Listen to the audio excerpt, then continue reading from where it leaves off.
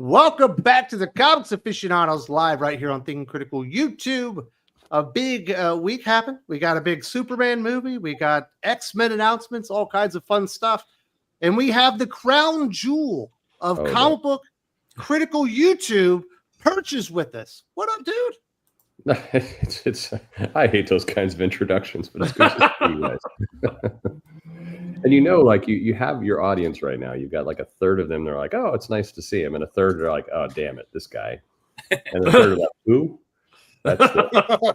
Everybody knows who Perch is. Everyone loves Perch. Okay.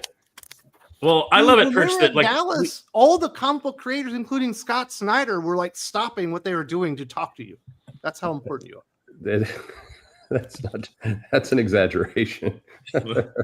He kicked people out of his line. He's like, "I'm not signing your autograph. I need to talk to this very important man right here." Yeah, that's well, not quite, but anyway, it was good to see. I like the double take because I passed Ram V in the hall. I told you this, and he clearly didn't recognize me, but I've seen him before and I've talked to him before. And I'm like, "Hey," and so he said, "Hey," but then he did the double back, like I'm supposed to pretend I know what this is. But hello, but he's a very friendly guy, so he was never gonna go. I've completely forgotten who you are, which was reasonable. But did it take him 4 years to have the full conversation with you? No. But okay, I figured I'd ask. I mean, yeah, no. I wanted to know if his conversational stylings are that different from his.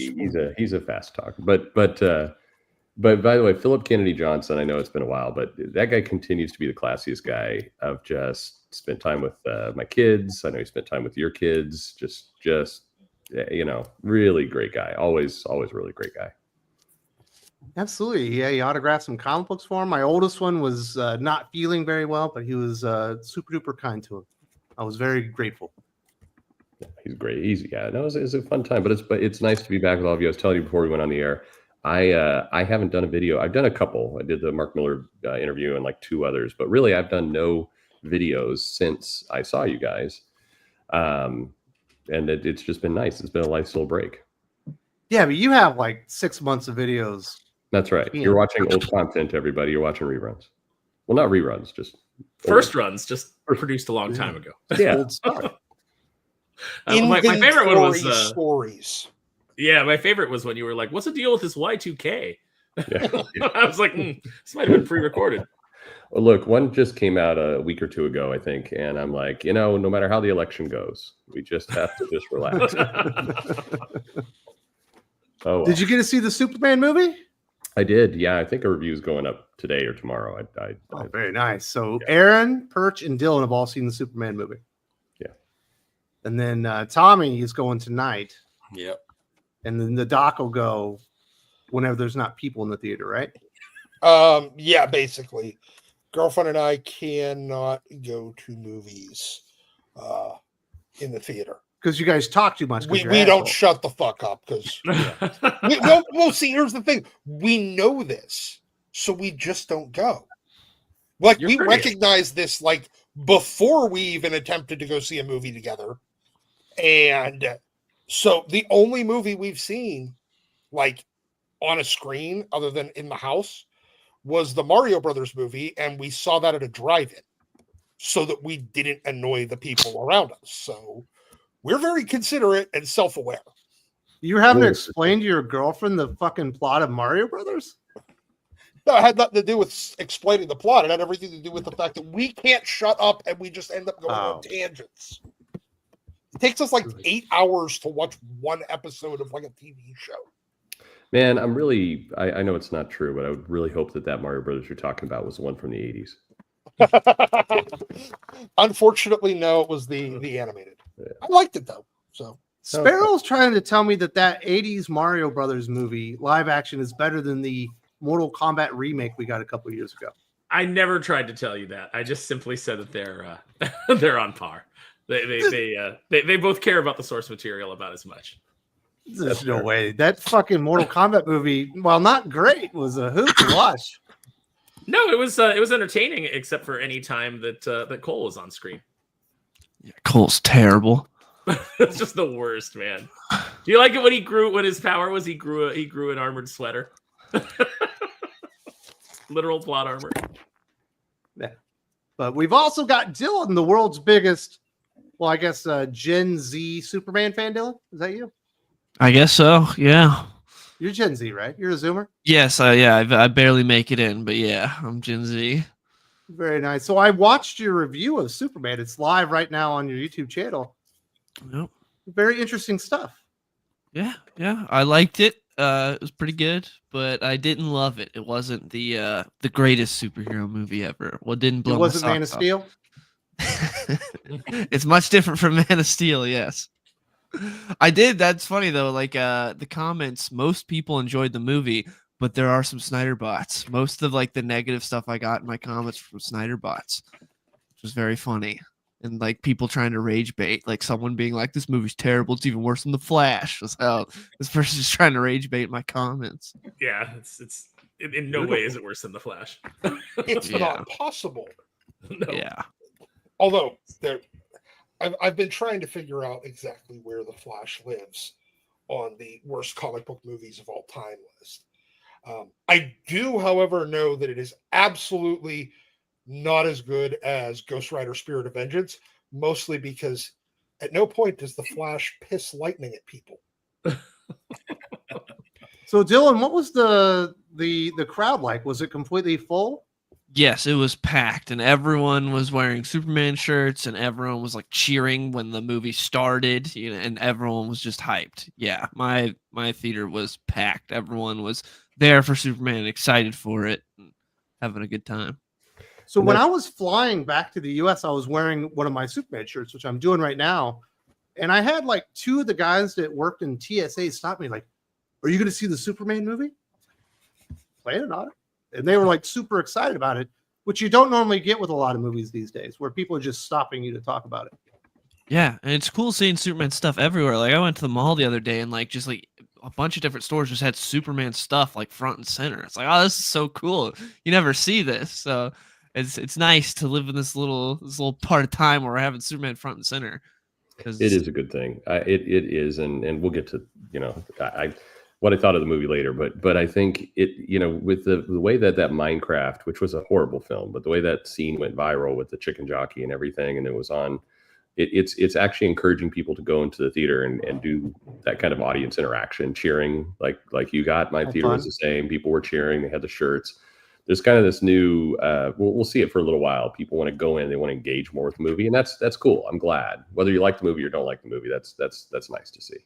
Yeah, we So don't they have were a lot doing- of communal experiences anymore as a society because our media is so fractured. So when there is an event like movies like this are kind of being treated more as an event. I think you're right, Perch. Since Minecraft, I kind of had the same experience with I saw it twice. So the first time I went in a matinee and it wasn't packed. Second time, Jesse wanted to go, so I went with him and his girlfriend Julie, and then the theater was packed and people were pretty excited. So Perch, they were even wearing all the Superman gear and freaking out in like the posh theaters where you go. Come on, man. The bougie theater. We know you don't go to the fucking AMC, dude. You go to the one where they deliver your food. You get like you're drinking an actual cup. As Texas, like all the theaters are that way now. Everybody needs to eat while they're doing everything. So there's food, drinks, and like they're all that way. I think the AMC theaters are that way here. You get brisket here. Yeah, you got brisket. Perch is fucking eating lobster tail while he's watching Superman with his bougie Freds. No, but it was a couple of people had capes, which was weird, but there were shirts and there were a lot of noise, and I like that. My daughter went to see the new Jurassic Park, and she said there was people hyped up in that one too. So that's a good thing to see that kind of spirit of audience interaction, because all this means is that very soon Doc will be able to go to the movies and talk as much as he wants. Hey, there Exactly. was discussion, I guess, last year, I think, maybe earlier this year, about like the theaters trying to figure out ways to let people, to get people back into the theater. And then one of the discussions was about like not banning cell phones or allowing people to smoke weed. I'm like, if I can smoke a cigarette during the movie, I will start going back to the movie theater. Let me tell Well, you, you that can hasn't vape. stopped anyone at my theater. Correct. Yeah. Oh, there's a ban? Yeah. I mean, it's not legal in Texas, but it's still in the theaters. So, Perch, did you bring the girls? Did they get to watch Superman? One of them, yeah. What was the reaction? Was Superman for them too? For her, the younger one was the one who saw it. She liked the dog. The dog was what she enjoyed. She was upset when the dog wasn't on screen. That was the movie. And the comment at the end was, why didn't they just make the crypto movie? That would have been better. You should show her Legion of Super Pets. Yeah, she liked the dog. She liked Hawk Girl. She liked Mr. Terrific. She liked very little else. Oh, I want a crypto movie. Yeah, I'm surprised about Hawk Girl because Hawk Girl is kind of a nothing character in this movie. yeah. Yeah, But, not much you to know, do. if you're a young girl, it's like, Yeah. "Ooh, she looks cool. She flies and she drops people." True. Spoilers. very nice. We've also got Tommy from World at War Comics. What's going on, Tommy? I see you got the Superman hat. You've already got the tickets. Are you taking the whole family? Yeah, I have 4 kids. They're all adults, so they're all 20 and above. 2 of the 4 are married. Usually on these type of movies, I have my oldest daughter who's 28. Her and I go to every comic movie, Marvel, DC, doesn't matter what it is. She doesn't read comic books, but she likes the movies.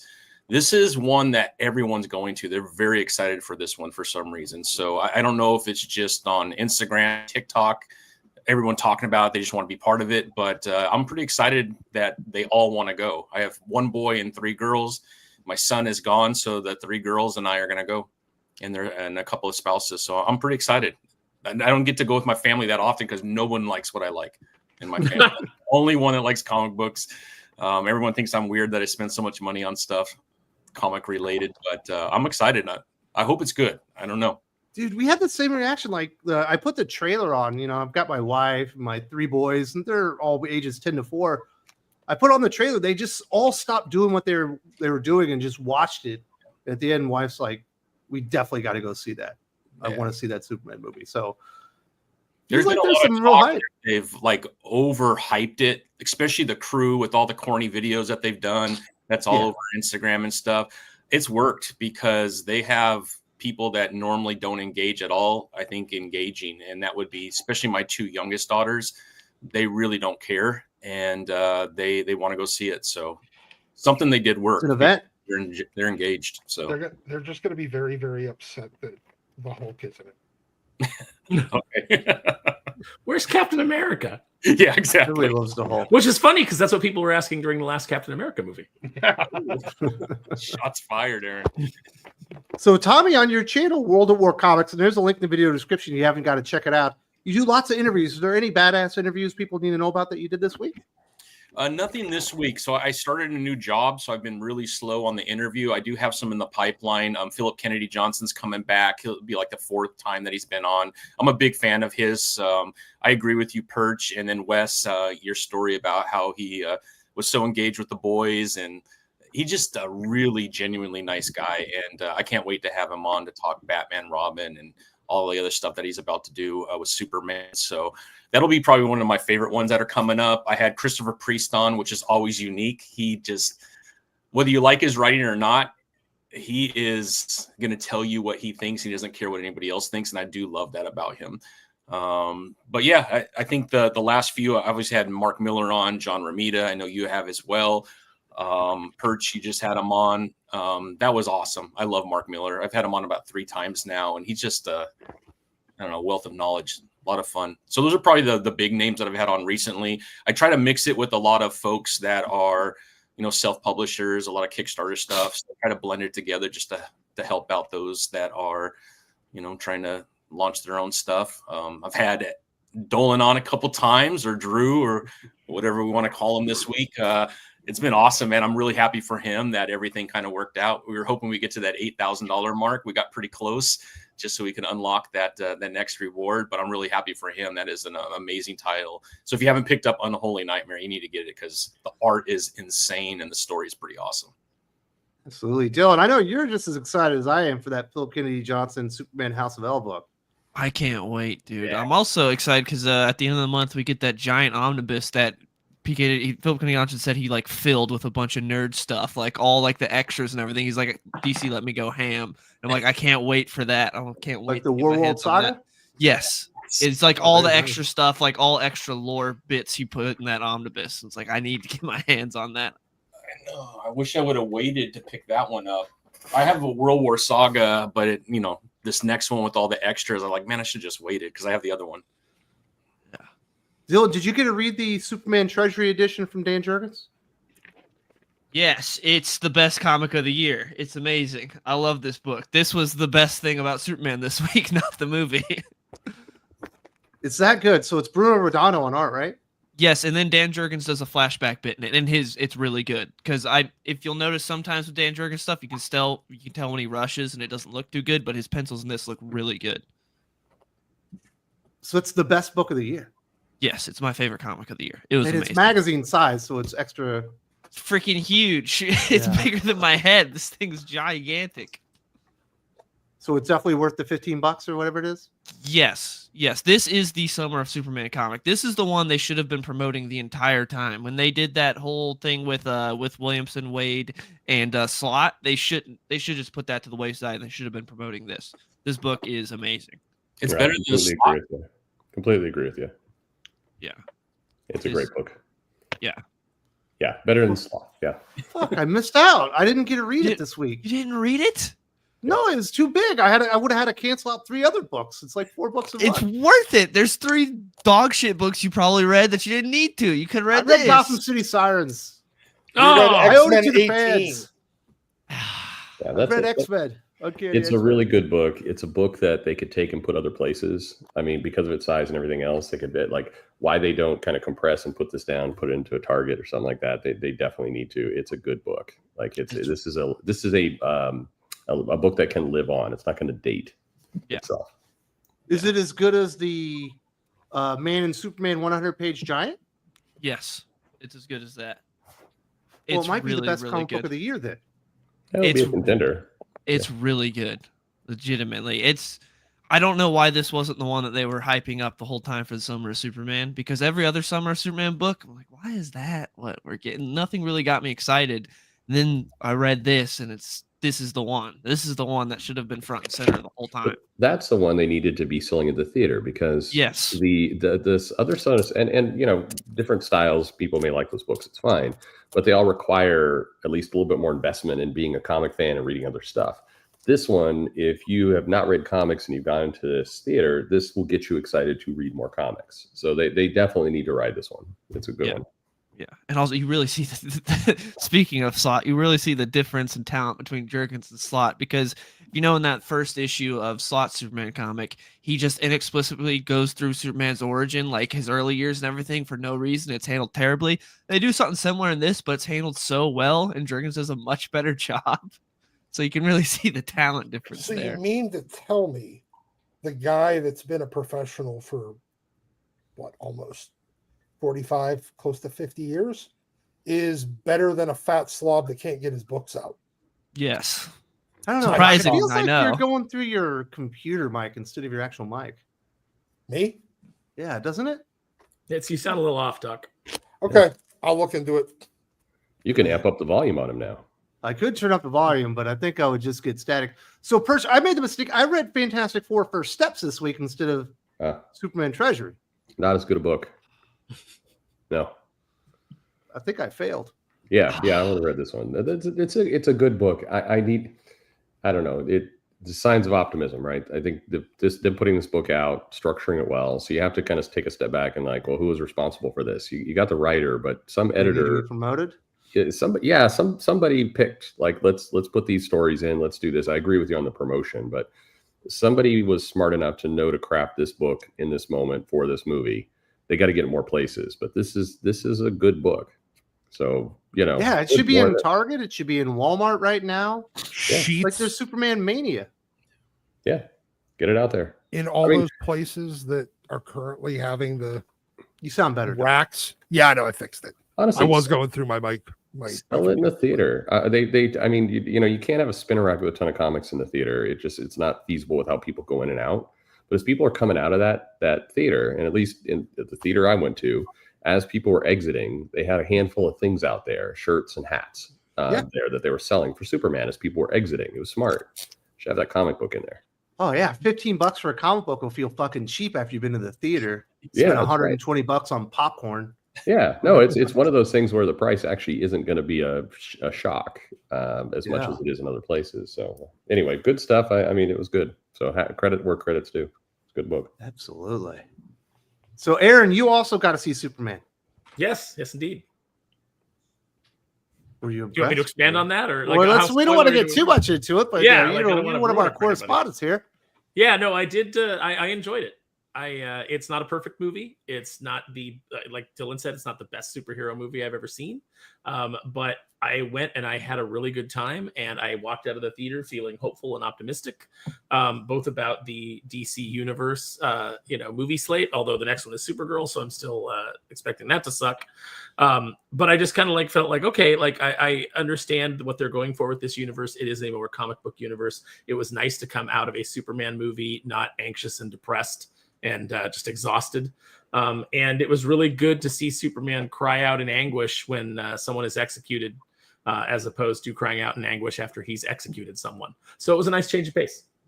Man, I could see you ripping your shirt off. Next thing you know, you're on your buddy's shoulders. You got a fucking chicken. Getting the crowd going up for Superman. I'm in the wrong movie. You put a cape on the chicken with a big S on it. So people there was a guy in the second showing that I went to. There was a guy. So you seen it twice. Out, there was yeah. I said that. I said at the top of the show. Wes, do you listen to me at all? I do not. No, I went with my friend to a matinee, and my normie friend Marie, who I always run these things by. She loved it. She thought it was great. She came out going man, she was really hyped for Superman. She was like, I thought everybody did a really good job, and she barely remembers the Zack Snyder stuff, but she was like, I just remember that last one, his costume being everything looking muted and ugly, and just I felt ugly when we left the theater. And she's like, I really liked this, so there you go. I think normies are going to love it. I think it's going to crush it at the box office. Very nice. Hope so. So let's get some Patreon shout outs. I want to say thank you very much to Dr. Cloud, Protector of Skyhaven, for backing us on the Patreon, supporting the channel. Really appreciate that. We've also got returning Timothy Wojcik, aka Thunderline, the Protector of Shockstone. Really appreciate it. Hope you're enjoying the podcast. Also, Vash87, aka Necrotic, Protector of the Darkshire. Thank you so much for upgrading your Patreon backing. And then also Carlitos Figueroa, aka Fuego Force, Blazeberg. Thank you so much for coming back. And if you're interested in supporting us on Think Critical Patreon, there is a link in the video description. We got some other peoples here. We got some stuff happening. Jagrin 2. Okay, Perch. So you're using your comic guy big brain. Can you explain how Spider-Gwen rewriting her history and how we have original Gwen as Gwenpool now? Go. The writers and the editors don't talk to each other, and nobody knows what they're doing. Yep. That. Yep. Also, cocaine. No, they can't afford cocaine. They can't afford cocaine. I mean, cocaine's not expensive, but they can't afford it. They wish they could afford cocaine. No, I don't know. Where could you go with this? I think Spider-Gwen, not the most important character in Marvel. On one hand, you could look at this and say, hey, in a world where the Avengers, Fantastic Four, the X-Men really needed to succeed, who cares? What are they doing with Spider-Gwen? It doesn't matter whether it's a great comic or bad comic. It's never going to sell more than 30,000 copies. It doesn't matter to anything. That said, you have these characters that come as flash of the pan type stuff. The Spider-Gwen variant cover that Chris did a long time ago that became this. There's this world where you could have had another Miles Morales on your hands. Maybe not a huge hit, but something. And so them screwing around with this stuff, it's just the character doesn't matter and you're doing nothing to make the character matter. So this rewriting of the history that went on in the comic, who's even going to understand that? The 20 people who've been reading along all this time, nobody is, and very few are going to care. And anyway, just dumb. By the way, I messed up. Chris Bacalo did the Gwenpool cover, the Spider-Gwen cover. But anyway, whatever, Yeah, well, that's how little care you have. Exactly. It does not matter. Yeah. It's just a thing. It's like Mickey Mouse just being a sweater. You know, Yeah. it's like he's not a character anymore. This was never designed to be a character. It was just something like, oh, this kind of took off. And you're right. If they would have put care into it, if they would have put somebody on it who was like, okay, let's actually make this work. But they don't do that at Marvel anymore. No, it might be something, but it's hard. My perspective, I mean, having been away from doing videos for a while and just thinking a lot, and I was doing some of this right before, it's hard. I guess my mentality has shifted a little bit because when nobody cares that the Avengers is out and the X-Men, and we'll get to it, I know later, is having to do this gimmicky stunt and the comics are just kind of flatlined in terms of attention. Those are the things that are just screwed up. Like in DC, Matt Fraction's plans for Batman do not look very good. That's the 5-alarm fire. The fact that you've got Fire and Ice number 5, I mean, again, we can mock it, you can joke about it, but who cares? It doesn't matter. Like what matters is the big tentpole characters are going nowhere. That's the problem. I think the one big problem is these creators, now that they've introduced this, okay, you got an idiot over in one book turning the original Gwen into the new Gwenpool, and that somehow she's alive. And then another idiot in the other book, do the Spider-Gwen book, making Gwen Stacy, the original Gwen Stacy that is currently supposed to be Gwenpool, merge with the alternate universe Gwenpool. Yeah. And bring Captain Stacy back that he never died. And now you have this utter and complete continuity fuck. Like, and it's like a major one too. And some idiot, I mean, yes, it's in a book that nobody cares about and is utterly irrelevant to the line. But one of these retards, because they're all buddy-buddy with each other, will decide, oh, I'm going to use this thing that my friend did over in this book that didn't matter, in a book that does. Okay. Maybe. I mean, by the way, to your point is taken, and it could be that this will continue. But I mean, to the original guy's question, no, I can't explain this. It's just bad coordination, and it's a shame. I just, the big things do not matter, or are failing. So the little things, I mean, this is why I know comic creators get irritated. It's why do people complain about the little stuff that doesn't matter? Because what else is there? I mean, like, again, the Avengers had multiple films. You got a big one coming out. Most people generally think Jed McKay is a pretty good guy. Do you feel like that comic is a can't miss comic right now? The Mad Thinker goes on a little kind of rampage with the new Masters of Evil, or were all of you glued to your seats watching that? Was it selling 150,000 copies? That's the problem. Caleb says, thank you for blaming Kelly Sudikotic and Tom Taylor recently. Thank you for blaming Kelly Sudikotic and Tom Taylor recently tweeted her on Blue Sky. I think it's called a Bluey. We need more Superman. I roll. And that the Red Sonja trailer was terrible. I don't know. I don't go on the Blue Sky. I don't know about Blueies. It was Tom Taylor deciding to use Superman to make his weird immigration. It's just another example of that. Can somebody please just take his fucking visa and send his ass back to Australia? Also, then cut off Australia's internet.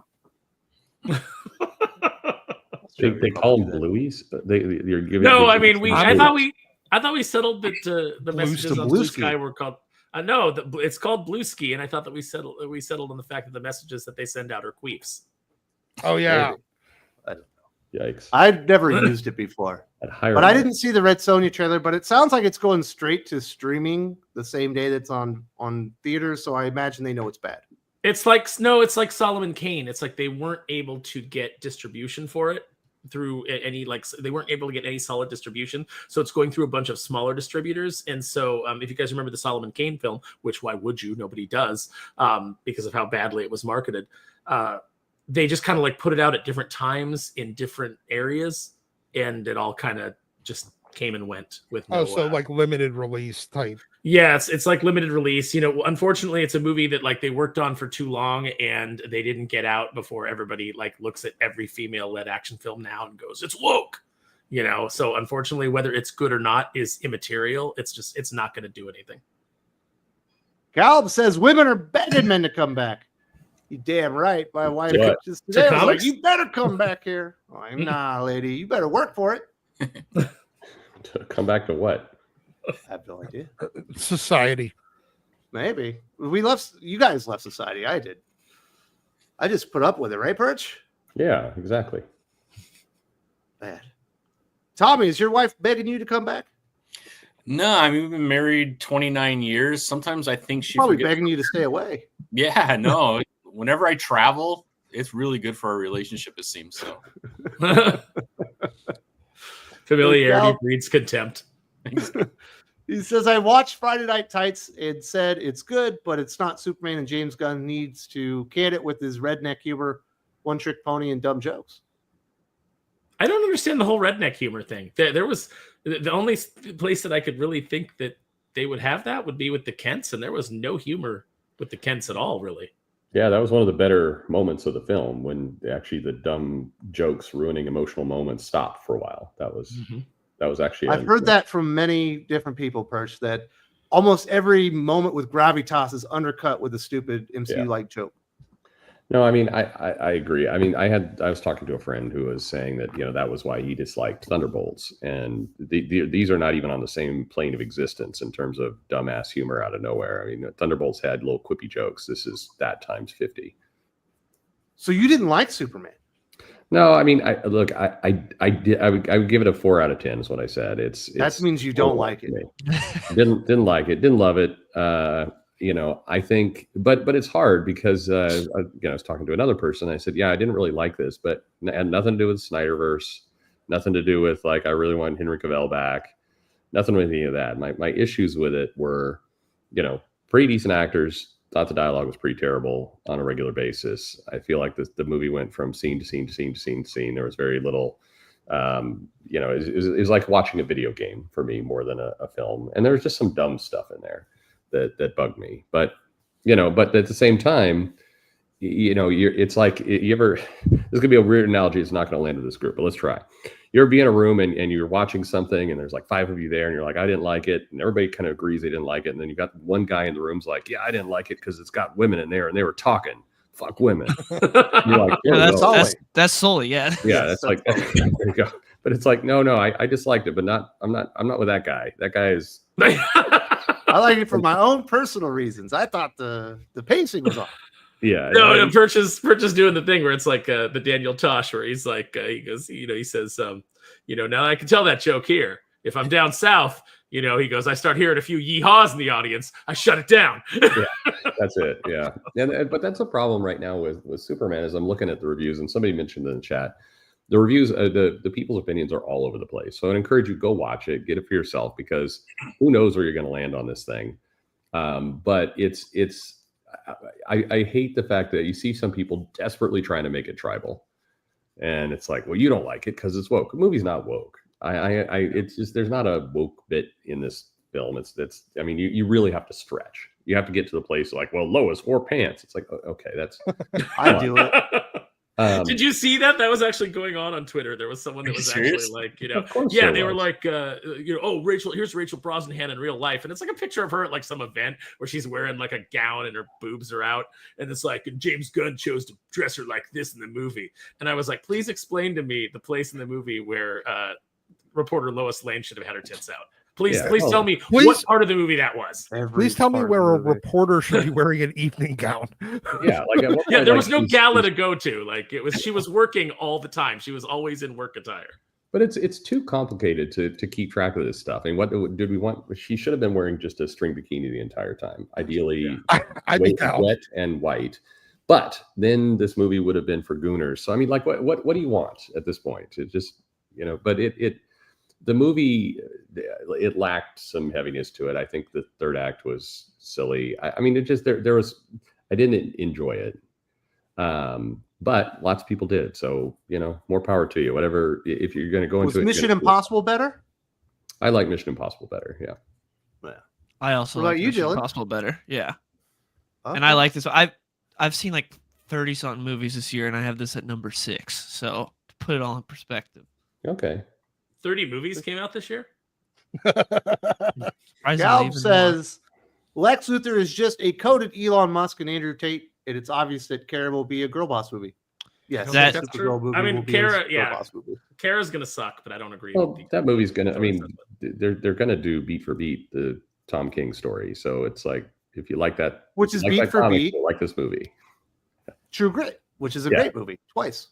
It'll be the third one. Luthor isn't Musk or Tate at all in this movie. I don't know how he got any bit of that. No, I don't. I agree. I mean, he was that was kind of actually part of the problem. Is I think that actor is a pretty good actor, but he at times is just kind of devolved into just screaming and bouncing around. Like he's smart. Is he just an out of control frat boy? I don't know what they were. That was my Dylan problem. said it's the most comic book accurate Lex Luthor we've ever seen in a film. It is by far. Yeah, I agree. I love this. I mean, Lex. compared to the other ones, I mean, at least he wasn't going, gods and monsters are, Well, no, I mean look that at was how a that terrible last one. was. I mean, Yeah, this I don't get. I've seen multiple people say that, complain about him like yelling or whatever, but that's not how he is in the movie. He unravels. He's not like that till the end. He wasn't like He's from the pretty get go. cold. He's not like crying and like screaming or anything. He's not like that till the end. After a lot of Sure, that's events the third happen, act. and you see how it gets there. So I thought it all made sense. I thought it was more than like that was my complaint with animated Lex, because I love Clancy Brown, but they're constantly having him get mad and yell. Like we almost never got the cool, calm, collected Lex in the animated, and everyone loved that Lex. But this one, you got to see him unravel, and when he did finally unravel, it made sense. So I love this Lex. I thought he was great. Yeah, I loved him too. yeah, I like the Glee- evolution of Lex in Smallville, but whatever. He was the highest paid actor in this too, right? Yeah. Yes. More than double anybody else, I think. In base, I think the incentives will bump some of the others up if the movie makes money. Good point. Galichioki says, so nervous about this film. I see it tomorrow. People have said you'll like it or hate it. There is no in between. Aaron and Dylan, do you think I'll like it? Well, it sounds like me and Aaron are kind of the in between, where we're like, it's good, not great. So, Mhm. there is kind of an in between. You don't have to love it or hate it. Like, I like it. I don't love it. But You don't because think it's the fence best Superman sitters, movie it's ever finally made? your turn to be the fence sitter now. yeah, it's definitely not the greatest superhero movie ever made, but it's good and there's stuff to like. And yeah, I liked it. It's a good movie. It's enjoyable. It's better than like every MCU movie coming out now, but it's nothing that's gonna blow you away. Although some people, I have some people in my comments being like, it's a 9.5 out of 10. It's a 10 out of 10. It's one of the best movies I've ever seen. So maybe that'll be you. I don't know, but It's a strange you'll enjoy movie.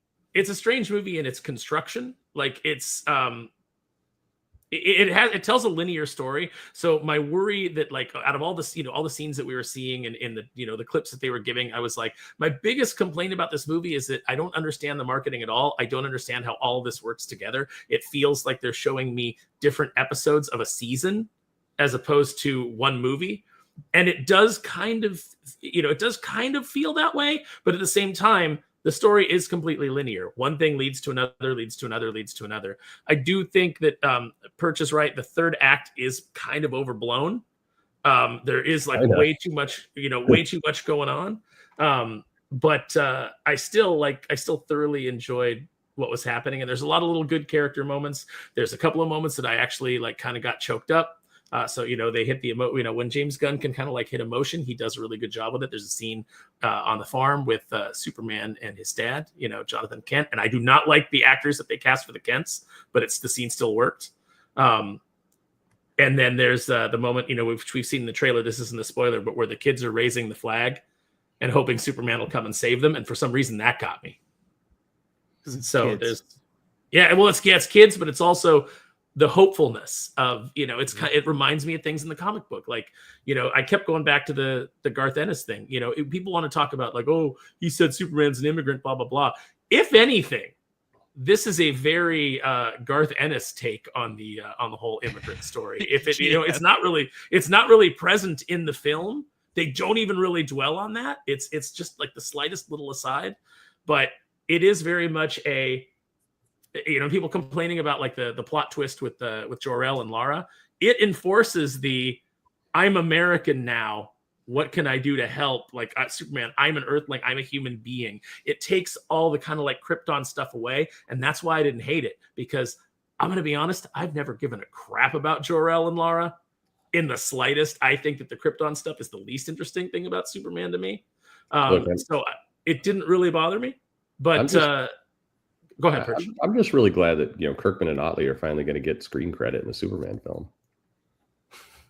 Did they get it at the end? Because I didn't pay too much attention to the creators at the end. I'm assuming he's saying they're knocked off Invincible.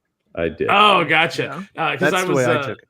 I see. Because I was looking at the end of it and the creator names, but I was mostly bitching that why are the creator names at the end? Here, thank you to these comic people. Koichi says Superman for me is Christopher Reeve and Superman the Animated Series. Yeah. I mean, yeah, well, sure. I know that was a good Superman. But everybody's going to have, I think, different takes on this. I think, and I think it's completely fine if somebody likes it, somebody dislikes it, somebody finds it in the middle. People are talking about that's good. Yeah, and as much as I hopefully it does not devolve into people loving it just because they want Marvel to fail somehow, or hating it just because of Gunn or whatever. Just go watch the movie, you like it or not. You know what this movie is, Wes? This movie is the tree on Dagobah. It's like, what do you come out of this movie? What's in this movie? Only what you bring with you. If you're what's in your soul. Yeah, it's like that's what you'll attach to. So Perch is a bitter man. Perch has been 4 or 5. I didn't grade it a 1 of 5. Too attached to Christopher Reeve. Perch has been beaten down by his love of comics, and it's continually Christopher betrayed. Reeve could have been the handy Captain America. American Texan says Superman Treasury could have been an awesome 3-month crossover event, but in one book it was awesome. Makes me wish more events could be in this format. Definitely. If you can get this level of talent on a book, yes. But if you're gonna throw some not so great people on there and you're gonna make us pay $15 for it, no. But yeah, this was, if you can hit it like this every time, definitely, because Treasury was amazing. It kind of almost lends itself, Perch, obviously to trades and compact comics, maybe. Yeah, for sure. For sure, it should. I mean, it would be smart to market that. They should do it. Why aren't they releasing the Absolute Universe books in compact comic format? So they will. Yeah, I think they will. But they should on day one. Well, I mean, you have to have the comics build up. I don't think they can do it on day one. No. When they release the trade and the hardcover, they're not doing the compact comic. Yeah, probably day one. I meant the release date of those. They should come out together. Agreed. Yeah. Dr. Touchdown. Hi, Wes and the Comics Aficionados, including Young Justice Season 4, Episode 21 writer Aaron Sparrow. Personally, love the Superman movie. Tommy and Perch, what are you two's favorite comic book superhero and your favorite run of theirs? Tommy, you want to go first? I mean, I love Green Lantern. Unfortunately, the movie was not. I don't think anybody agrees that was the best movie. I actually enjoy it. I've watched it and rewatched it several times, but there was a lot of flaws. But Green Lantern's my favorite. I'm hopeful that the TV show will be okay, but it doesn't seem like it's going to meet my needs as a Green Lantern fan. They're doing a lot of unique things with those characters, with Jon Stewart and Hal Jordan, which I don't think I'm going to really enjoy, but I'm hopeful that it'll be good. So Green Lantern, as far as my favorite movie, I mean, it's got to be all the other. You want to know your favorite comic run? My favorite comic run of all time? Jeez. Of Green Lantern. Of Green Lantern. Oh, it's got to be anything Jeff Johns touched. I think he's probably one of the best comic book writers, for me, at least in the last 15, 20 years. I just think he's phenomenal. Blackest Night, anything during that time frame is amazing. I do think the Green Lantern Rebirth, Sinestro Corps War, and Blackest Night is an amazing trilogy. It's so good. So I don't know if we'll ever get anything like that again, to be quite honest, especially with what we've seen. All right, Perch, who's your favorite character? Are you going to tell us on Pace Pot Pete? Yeah, for sure. No, Pace Pot Pete. It's I guess I would land with Wolverine as a favorite character, but I'm saying that for a very long run of comics, and when they get him right, when there's arcs of him, you just really get behind that character and you like that character. It has been a while, but for me, it's more the runs. So the Mark Gruenwald Captain America run was just a fantastic long run of comics, and the John Byrne Fantastic Four run was the amazing run of comics, and the Walter Simonson Thor run was a great run of comics. And when those runs were going on, those were by far my favorite characters. That was what I was going to first every single time, and really invested in those comics, and including, by the way, Invincible with Otley and Kirkman. When that run was at its stride, that was the first comic I picked up. That's the one I enjoyed. That's the one I thought about.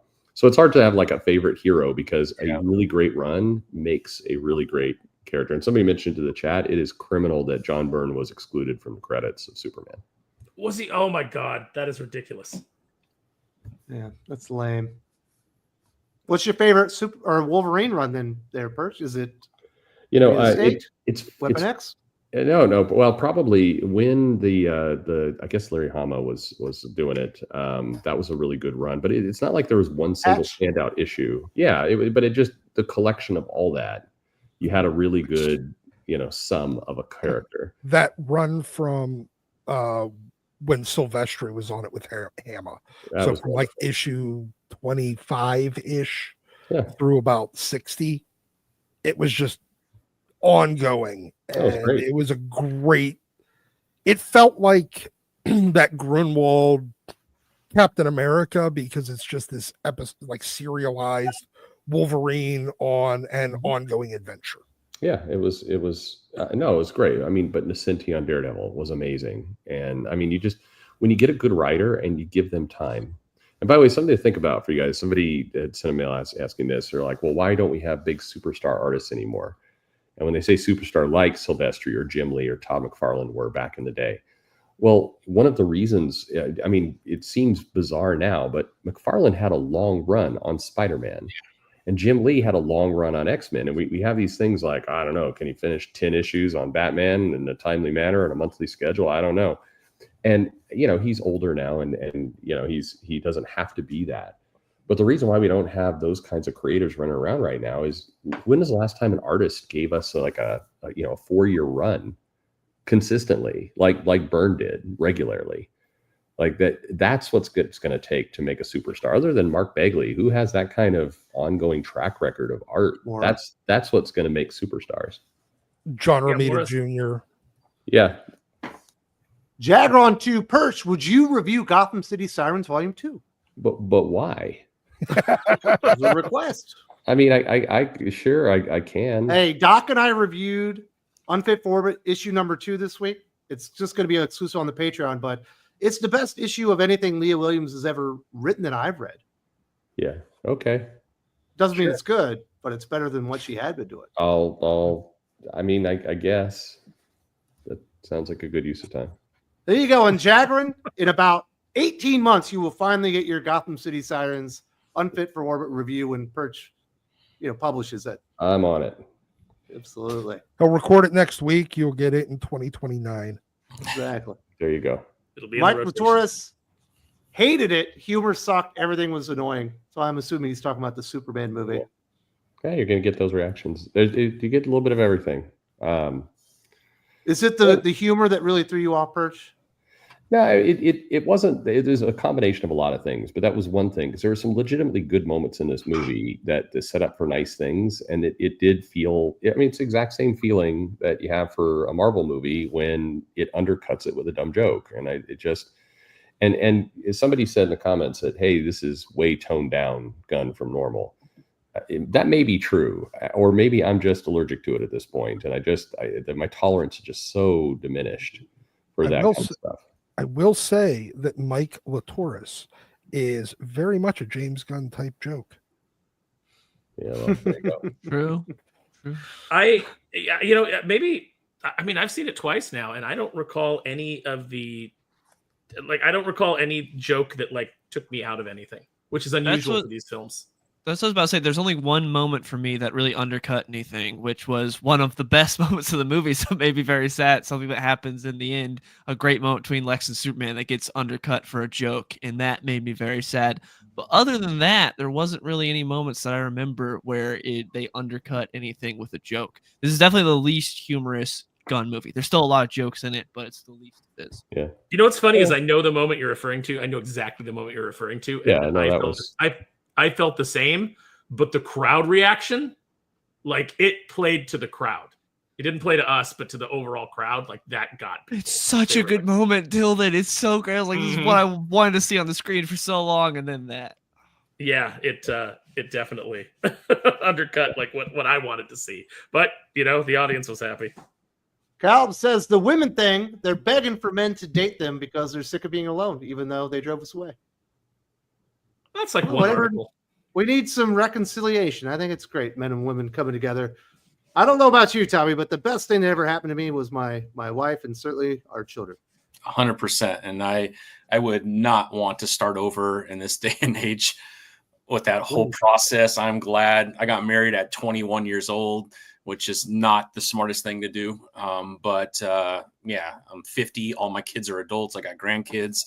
I could actually play with them without being in too much pain.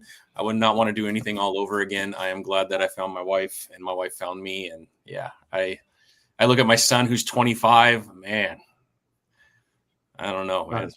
Nah, it's just a weird time right now. First, I know you're pretty anti-marriage. Yeah, for sure. Absolutely. That's my brand. But I want everybody to go find their one perch and be happy. For sure. It's the best feeling in the world. It really is. Women don't need to beg. Just wear less. Just go around naked. Nature will take care of it. Stop thinking that each one of your life, you need to be an Instagram hoe and you'll do fine. Yeah. Well, they could stop being terrible, and then men will want to date them again. The end. Mr. DC Comics, still haven't seen Superman yet. Sold out. But the issue people have with the movie, are they solvable with James Gunn if it's in a sequel? I mean, if people liked it, then they would say, "Why do you need to solve anything?" If you didn't like it, probably no. I mean, we'll see how this settles. Right now, there's just too much noise of people saying the reviews are amazing and no, the reviews are faked, and no, the Snyderverse should have been here. You got just too much noise in the air. I think it'll be interesting to check back in on where things are at in 2 weeks. Hopefully, they do a sequel before they do Justice League this time. That'd be nice. I would hold off on Justice League as long as humanly possible and build up this universe. Also, you would want Batman as well and a Wonder Woman movie then. Birch? I'm sorry, I missed that. So you want a Batman and Wonder Woman movie origin as well before we got to Justice League? I think so. I mean, at the very least, look, it was an interesting choice. Now, I think this was a good thing. Also, I see people complaining about it, where this movie does not handle the origin. It's in kind of the opening title, and then we just get into the action. And that was a good move. I do think that's smart. Spider-Man could learn from that a bit. I don't need to see Krypton blow up again. I'm good. Yeah. So I think I would like to see them do something similar. Now they still have the Matt Reeves Batman to deal with, and how you're gonna, make that all work. But I know it's Elseworlds, but whatever. How are you gonna have 2 Batman films in the theater at the same time? That's strange. But yeah, I'd like to see them do more of this. For what it's worth, and this is again something that people have lots of different opinions on. I felt like there was a couple too many characters in this one, because this film was almost a mini Justice League movie or a Justice Gang movie, if you will, but there's just a little bit too much. And so it worked to just skip the origin and get right into Superman. But you skipped a lot of people. I mean, you're kind of plopped right in the middle of things with a lot of characters. And I do think that played against this film a bit. But, so the reason why I think that could be a problem is if you're going to go for a sequel, the way the directors and writers and studios typically operate is they want to put more into it. So like, I can't contemplate what more in this film would look like. I mean, are you going to shove another 10 characters in here? You use different characters, or like, what are you going to do? I do think there's a problem to reckon with, but these are solvable problems. We'll just see if they're capable of solving them. Callum says, I like the Man of Steel, so sue me. You can like Coke or Pepsi with the social media. Don't turn into a cult. That Luther thing, ignore it. But is true gamers control the clone? I think I will sue you. The best EU movie that fucking Zack Snyder made. I know you like Man of Steel a lot, Dylan, right? Yeah, I like Man of Steel. Man of Steel is really good. Do you think I it's will better sue than all of you. Superman? I will sue every single one of you. It's close. It's close because I really like Man of Steel a lot. I hated Batman v Superman. I thought Batman v Superman was one of the worst movies I've ever seen. But Man of Steel, I enjoyed a lot. Man of Steel was a great Hyperion movie. Exactly. They needed to do more with the Kevin Spacey appearance. I mean, speaking of Lex, like they needed to investigate more what he was doing with kids. That was Superman Returns. Yeah. That No, was I'm kidding. bad. That film was terrible. But I, by the way, to That was Tom, awful. it's this crazy thing. It is actually possible to like Man of Steel and the new Superman simultaneously That's true, at the too. same time. Hold on, They just can be different things. It is impossible, however, to like Coke and Pepsi at the same time. I did just realize maybe that's why he was building an island. Correct. Oh, good But call. I agree. I don't think you can like Coke and Pepsi because if you like Coke, Pepsi is not a suitable replacement, but I can like RC Cola. Yes. Yeah, because it's not a suitable replacement. RC Cola? No, it's not another Coke. Never mind. Yes. No, you're right. Birch is right. Yeah. Nobody gets an RC and goes, "This is just as good." No. It's no Coke is available. Get that Pepsi away from me. Give me an RC. That's as No, good as it'll get without Right. Coke. That's right. Absolutely. That's right. No. Dude, Perch, did you notice my flex when I was on vacation at you? No. What was the flex? I wore my Arby's shirt. Yeah. No, I noticed that. I was Oh, good, wasn't it? humiliated to. He was having a look at big Montanas the entire time I was there. wander around with that stuff. I don't know. I just see Perch as like Sylvester Jr. He sees Wes in the Arby's shirt and is just like, "Oh, Wes," just puts the bag over his head. Can't be seen with you. Yeah. Sleeve McNakel, I thought they handled Superman and Luthor really well. The climax had me smiling. Brain beats brawn. Okay, Yeah. That was a good moment when Lex was like actually losing it. Like I liked that when he was like, so Superman's getting the shit beat out of him, and Lex is screaming into the mic, brain beats brawn, and I thought it was a good character moment for Lex. I thought they handled Lex really well, like his motivation and just kind of his petty jealousy, and where he actually admits, yeah, you're damn right that I operate off of envy. I hate the fact that the conversation is about you. Like I thought that fit very well. Yeah, he's got some great lines in this. Lex was my favorite part of the movie, and that referencing All-Star Superman at the end there was pretty cool. Very nice. But you thought that was the best part of the movie, was the relationship, Dylan? I know you were raving about it. Yeah, Superman and Lex, I wish we got even more of them confronting each other, because anytime those two are together on screen, it's great, because they're the two best parts of the movie. Corn Sweat. You say remove the Justice Gang and give us more Lex and Yes, that was... Clark and- because that was my probably biggest complaint about the movie, was that we got almost none of the core Superman characters because we had the Justice Gang in there. Because I liked Guy Gardner and Mr. Terrific. Also, side note, I don't know if Perch and Aaron thought this, but Mr. Terrific, his cadence and his voice sounds just like Robert Downey Jr. in Tropic Thunder. It does. Yes, he sounds just like him. I like Mr. But he sounded just every time I heard him talk, I was like, he sounds the exact same. But yeah, I like Guy Gardner and Mr. Terrific, but I would have much preferred them just not be in the movie, and we got more of the core Superman characters, because the Daily Planet isn't in it till like the very end. I would like to see more of them. Would just like to see more of the Kents. Instead, I like Beck Bennett, but like, why was he in this film? Why did we give any screen time to him at all? The sports guy, And I feel like there was probably more Daily Planet, because we heard that like some of this got cut, like the studios had cut the runtime on this. So I feel like there probably was more Daily Planet, but that's what you chose to excise instead of like, some of the Justice Gang stuff. Yeah, no, I agree. I think they did set up scenes that I strongly suspect stuff was cut there. And I think there was probably some elements that would have made Jimmy make more sense to people and everything that was going on with him. But the Jimmy Olsen stuff, I've heard people complain about that.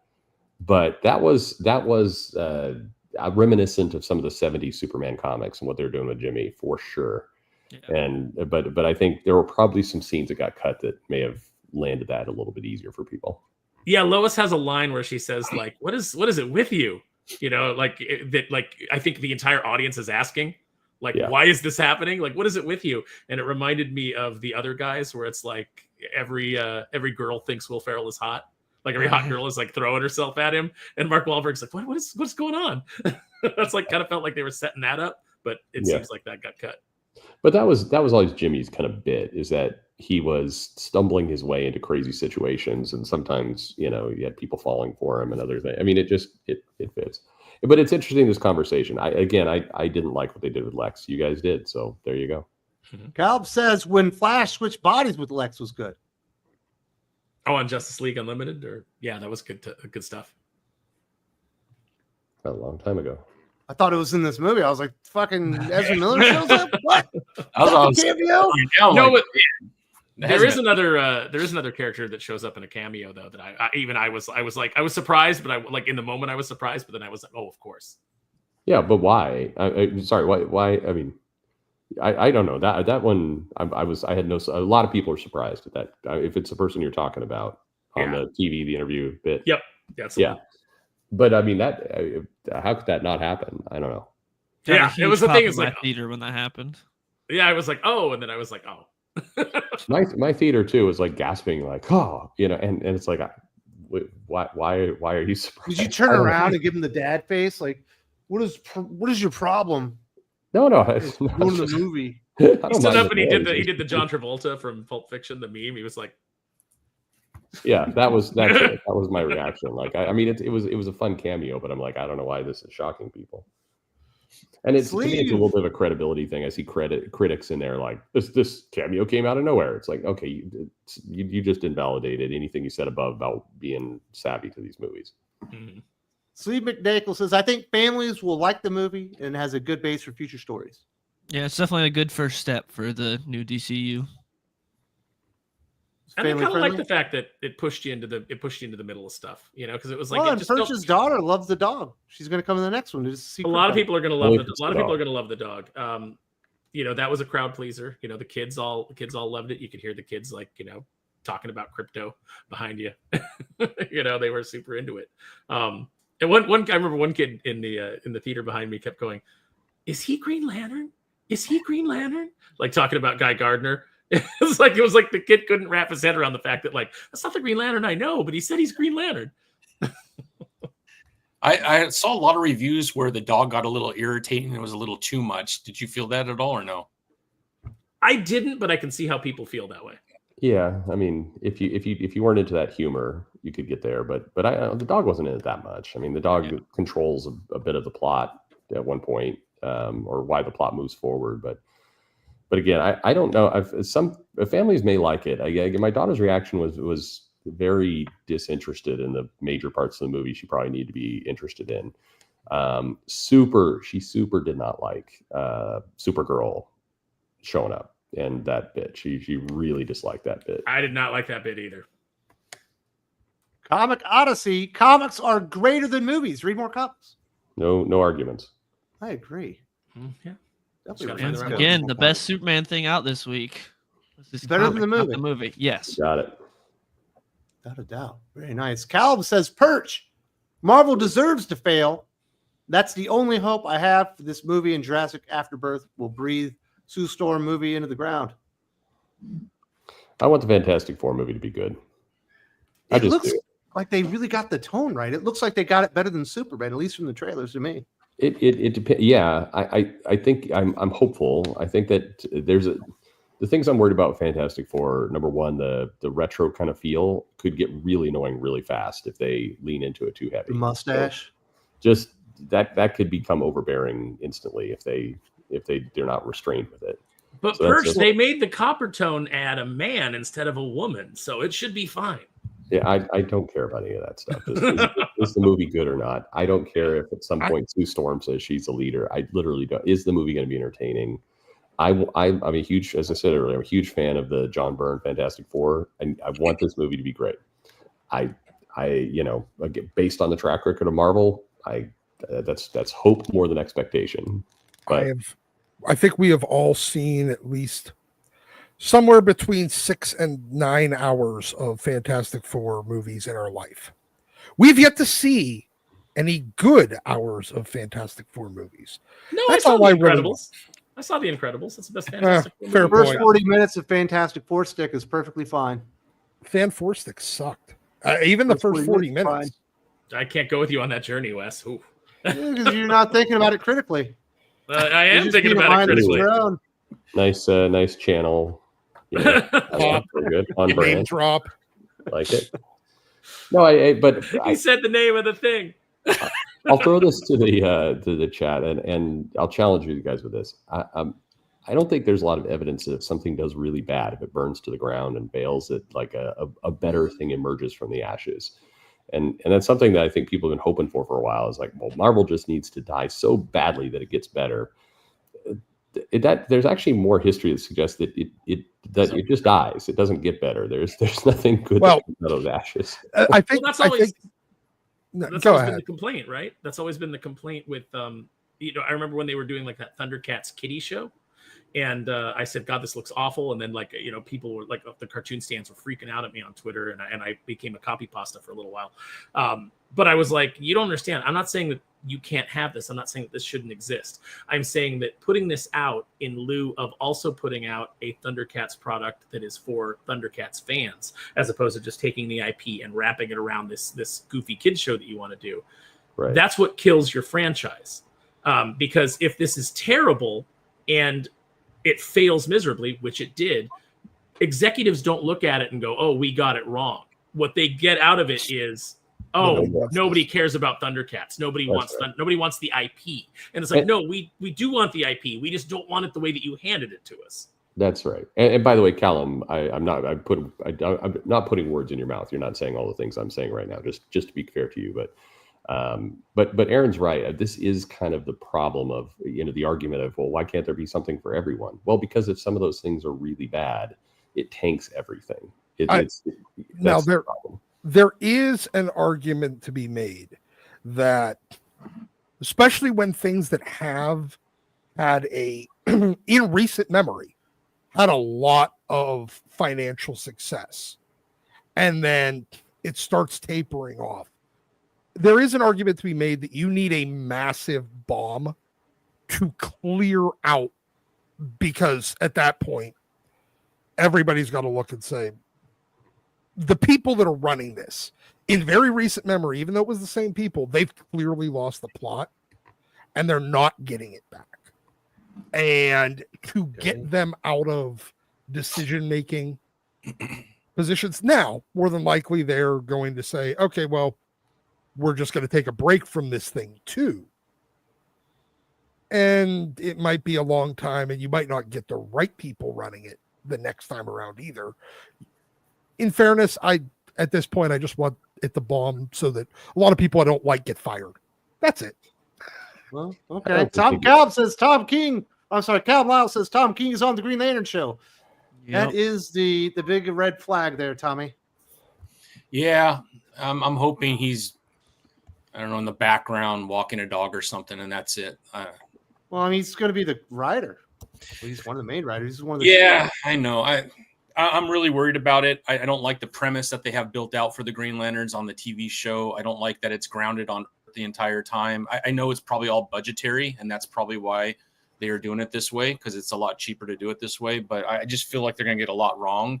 And as a Green Lantern fan, we'll go through this experience still not having a really good representation of the comics. The Crep says, I feel your Green Lantern take, brother. We need a good movie. We need a good movie. We need to have someone who's really passionate about Green Lantern. Someone. Well, they did. They had Jeff Johns, and he fucked it up. Yeah. I don't know the answer. There's not an answer. You need a writer who I think is willing to take the stance of, I don't need to be creative. I'm just going to give a solid film. I'm not trying to reinvent something. I don't need my fingerprints on this. The fingerprints I'm going to have on this is a solid movie that people will enjoy. It doesn't need more of me than that. Yeah. And the problem with a lot of this, and in comics, is that people come in and it's not enough to say, I'm going to write a great Spider-Man series and just get the sales up. I'm going to write a great Spider-Man series, and I have an idea that we're going to actually have Spider-Man lose his leg, and we're going to explore that for a while. And it's like, no. That forget that last part. Just do the first part. Be the generic, if that's what you want to call it. Because a lot of creators have told me they don't want to just do a generic Spider-Man run or a generic Superman run. But if generic equals strong sales and good, then do a generic Superman run. Do one that just people can relate to. It gets the sales up. Just do that. You don't need to do something wacky, for example, with Superman's Kryptonian parents. Just do a solid film, or comic. Everyone has to have a thumbprint on everything. Yeah. You know what? It should be quality. Like your hallmark should be quality. Quality is your thumbprint. That's right. When people go, man, this run was amazing. They don't need to say it was really cool what they did with that leg. All amazing legless Spider-Man. It's like, no, you didn't need that. You just needed to write amazing Spider-Man stories. Yeah. Steve McNichol Perch is right. Hama on Wolverine was just great as a saga as a whole. It was wonderful. Yeah. That is a comic you can put in the little manga trade tankobon style. Start throwing that to bookstores and airports and stuff. Do that. Actually, it does translate very, very well to that, because since it doesn't really cross over with a lot of other books, you could literally just dump it out, issue, collection. That's why they've had no problem doing all the omnibuses and just dumping those out. Yeah. Yeah, they should. I mean, there's a lot of comics that are complicated to get out in this format because of all the crossovers and other things they have. There's a couple really good runs that are dead simple. This is one of them. Andres Hernandez. Dylan, what are your thoughts on John Byrne having Superman kill Zod and soldiers in the Pocket Universe? And is it different than the Man of Steel movie? I mean, it's different in terms that literally every single person in that universe was dead other than those people. And they're like, hey, we're going to go to your universe and do the same exact thing. So that's why Superman did it, because he felt the need to be like, now I am judge, jury, and executioner because I'm literally the only person left to do this. I liked it. I thought that comic was great. It weighed heavy on Superman for a long time. That's why he exiled himself after that, because he killed them and he didn't know. And then it turns out, like later on, he kind of reconciles himself. It's like, yeah, that was the right decision, but it did mess him up for a bit. But I don't have a problem with Superman killing Zod, Man of Steel either. It's an early on Superman. A lot of people have already died in Man of Steel. He's in a position where he's going to just straight up execute people in front of him. He already tried to take him to space, and Zod sent his ass through a satellite back down to Earth. So it's like, I don't even know what to do against this guy. He's got in a position where he can kill him, and he does it. And that was the right decision to make. I thought people bitching about that was stupid. Well, the problem is he has a world maker machine, and all Superman had to do was tell him, hey, by the way, your machine, why don't you just go use it on Mars? It's literally right there. You get the same sun. Everything. Oh yeah, and Zod's gonna be chill about that. No, he's gonna be like, why would I go use it there when I can use it here? You go to Humans Mars. mean as much to me as exactly. Zod's not gonna be like, oh, thanks, bud, for the recommendation. Actually, no, he's like, fuck Earth. He doesn't care. He doesn't care, but it's also a lot less work. No, my 'cause he's problem already is not on with Earth. my problem is more with the setup. Like Zack Snyder couldn't put him in an impossible situation because it's like, oh no, he's going to burn those people with his heat vision, and I'm the only thing holding his head back, as if you have to point your head at somebody for your eyes to look at them. No, Zod could just go, oh, I'm looking over there, and kill those people. It was a stupid setup, and that's what bothered me. And yeah, it's but like, with this, like, they had shown with the heat vision with this, like you specifically have to point your head. If you see when Superman used it or when Zod uses it earlier, it's all like pointing your head. That's just how they establish it. It has to be straight up. It comes from behind the eyeballs. It's legit. Lock It's because you saw like they made it intense. Like when Superman first uses it, he's like blinky. It's like, oh god, like you can't just like point your eyes around and just use heat vision everywhere. That's how they established it in this universe. Well, it feels I like would it have just breaks liked it better comic if it book went with lore. Fucking Dylan, how could you even support that? Every comic book movie ever. How could you even support this? Seen a comic book movie? Every single one breaks comic book lore. That's true. Literally all of them. The people arguing that this film simultaneously of this is the first comic book accurate Superman. No, bullshit. It had lots of stuff, but that's a silly argument anyway. Because I mean, what? It's Silly, this is the kind of arguments that the entire fucking fandom is built on, Perch. This is business. It's definitely you owned a shop, Perch. How many times have you heard these arguments? Never. My Dylan is clientele just completely out sat of there line. quietly and consumed. He's exposing himself as a fraud. That's true. You had a Yeah, comic because shop I'm book right. shop that had library rules. That's right. No talking. You just kept shushing people. Just money and prostitution. That's our rule. All right, Dylan. Callum wants to know: do gamers actually control the Superman clone in the fight? Do we want to give the spoilers away? There's what we shouldn't get into spoilers, but there's no gamers doing anything in this movie. I'll say that. And he's not controlled per se. Like Well, it's not you like give I away have spoilers. I have a joystick and I'm making the guy do things. Like that's not a thing. Wasn't it? Pepper talk. What James Gunn did to Jor-El is a disgrace. It seems every product Gunn does.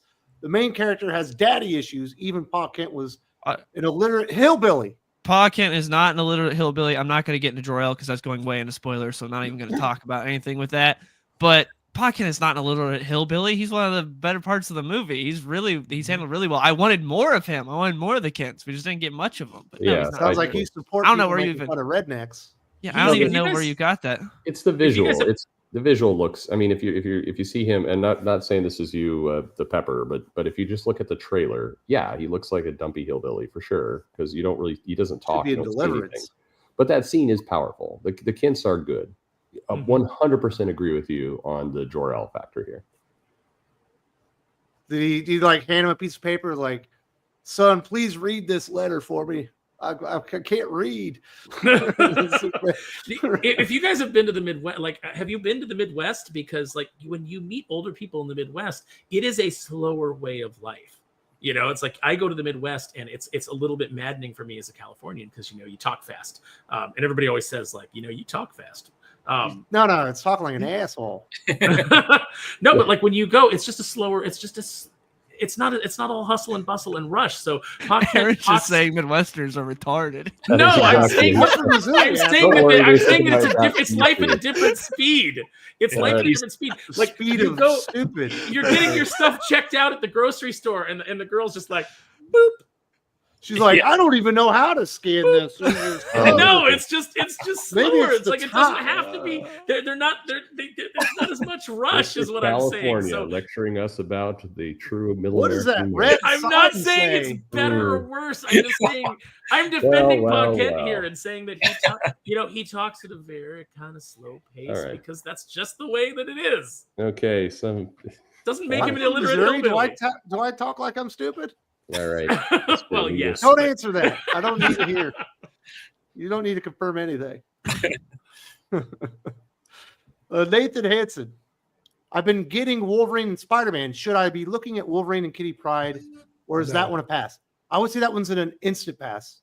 I read the first 2 issues. It is not good. last Wolverine and 2 Spider-Man. Claremont Wolverine books were good. We're talking about the one from the 80s, right? No, the one that's No, the out new right one. now. Current one. That one's Kitty Pryde and Wolverine. This one's Wolverine and Kitty Pryde. No, I know. The current one sucks. Yeah, Yeah. unfortunately. Bad art too. It really Magic is. 4 Nights is good, and then the one after that was good, but this one's not at all. Yeah, of course. The 2 that I didn't read Yeah. were good, and the one that Yeah, I you deserve said, fuck it, oh, okay. Because here's the problem: a lot of the Claremont stuff that I've read by him in the last few years, when he's on something for very short periods of time, has always been disappointing because he's one of those guys that it takes a while these days for him. For probably the last 20 years, it's taken him a dozen, 18 issues to really get his groove under him. So him doing 5-issue stories is everything kind of sucked. But you are doing the right thing, Nathan. Wolverine and Spider-Man is awesome, and Carrie Andrews is making Mark Guggenheim look much better than he normally does. Gallum, thank you, Perch. On what Doc said, I agree because they made their hatred for the audience loud and clear from She-Hulk, so they get what they deserve. But they said they were sorry with Thunderbolts. Sorry, he was a good movie. Thunderbolts was a good movie. Better than Again, Superman? not the best comic movie I've ever seen, but an enjoyable film. It was an enjoyable film. Better than Superman? No. Well, I don't know. They're I different. like Superman You better. gave Superman a 4 out of 10. That's a failing grade, Perch. You can't That's say true. you liked it. No, Thunderbolts was better than that, but also didn't matter. As much. It's an Avengers movie. No. Look, Yeah, Spider-Man is the birth of It's- this new universe. It's a tentpole film. There's certain expectations for it that are different from Thunderbolts, but Thunderbolts probably was a better constructed movie at times, in my opinion. It's a Temu Captain America movie. So who cares? It's fun. Wraith X7. I noticed some similarities between Superman and Black Adam films in regards to the plot, war in foreign country, teaming up with the super team. I mean, I guess there's some similarities, but they're handled James Gunn's differently just and ripping off the handled rock, much dude. better in this movie. First he got him kicked out of the fucking DC studios, now he's stealing his ideas. The hierarchy of power in the DC universe is about to change. For sure. 5 times. Black Adam, The Boys, and Invincible. We pretty much have this movie. What can you say? I'm joking. It's not that bad. But these movies do go to the same plot points over and over again. And so, yeah, there's definitely similarities to the plot because there seems to be 20 unique plot points that everybody goes and recycles. There was no Skybeam. I mean, we can all be glad about that. True. So, Perch, I think they've made a mistake a little bit here conceptually. I think the reason the MCU was so strong all the way through Endgame is because every story they were telling was based on amazing source material.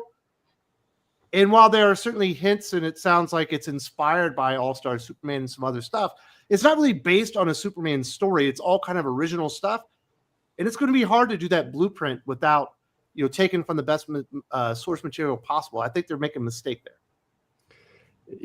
Yeah, I could go with that. I think it's kind of the same problem with the comics in my mind, and maybe I have this wrong, but it's that you need to have a couple movies out there. When I say a couple, I probably mean like a dozen if you're doing a true franchise, like a lot. And you just need to have them hit the mark with really kind of great iconic moments and stories that probably are more than just one comic, but could be a couple.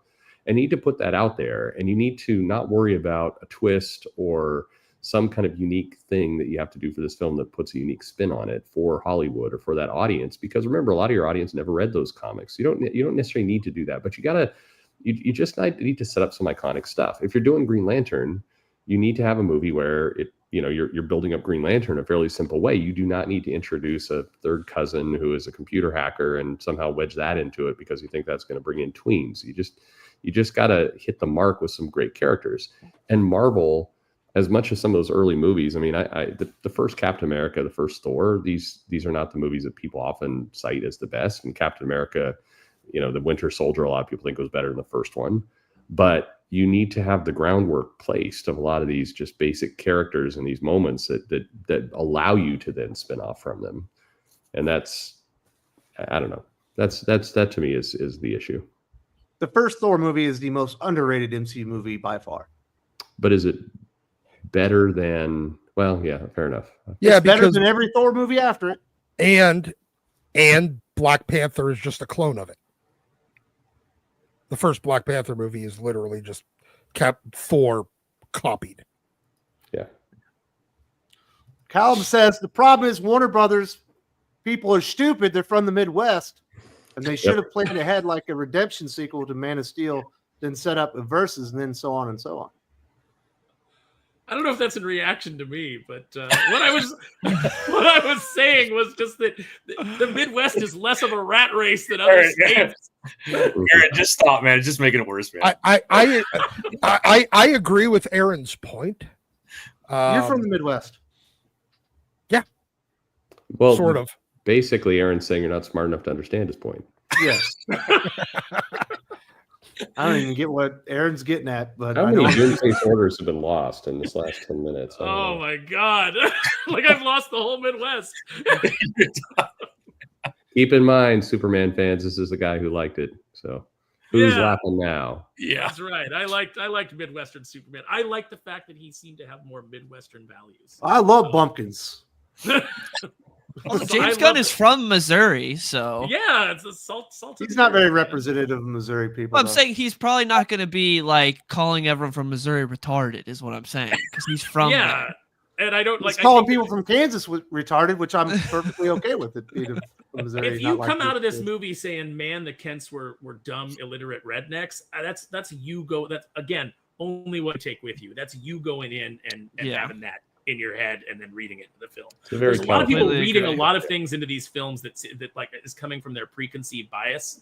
And I actually went into this film and kind of like just tried to shrug as much of that off as possible and just sit down and have the experience that the filmmakers were trying to give to me, because I wanted to watch a Superman film that made me feel happy. And ultimately it did. Like I walked out of the theater and I was like, I had a good time and I felt pretty hopeful and I liked the character of Superman and I liked Corin Sweat's portrayal of him. He is the most earnest character in a movie that's like filled with kind of like other characters that are cynical and there's a good juxtaposition of him and Lois there.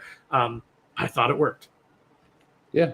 I feel so much better. Simple West is finally understands things now that Aaron's explaining them to me. I'm glad I was able to come down to your level, Wes, and really just delineate. Is that too big a word? Is my new delineate name. too big? Because I can rephrase that. Simple Aaron West, was not- so beautiful, and I'm sorry that it didn't last long, man. It was like such a beautiful speech, and then Wes just came in and He I'm a always does. He middle does that every brother. I time. gun joke at a serious. I'm just I glad. it's undercut the, it like James Gunn.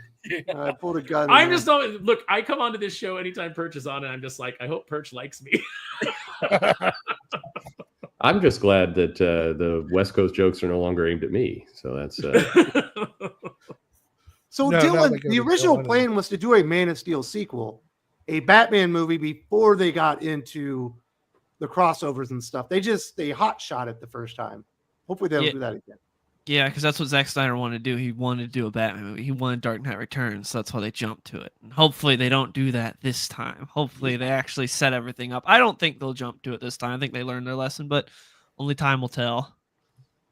Andres Hernandez, isn't the whole point of what's so funny about true justice in the American way to show Superman doesn't kill, which contradicts John Byrne's Zod? The whole thing was with John Burnside is like that's a learning moment for Superman. And Put him he in a has situation, yeah. he's killed several times in the comics. He killed Doomsday. When he comes back after Doomsday kills him, he obliterates Cyborg Superman into nothingness. He punches through his chest and vibrates his arm while saying, "No prison can hold you, man. So I just got to get rid of you from I existence." like Hank And Henshaw. completely obliterates him.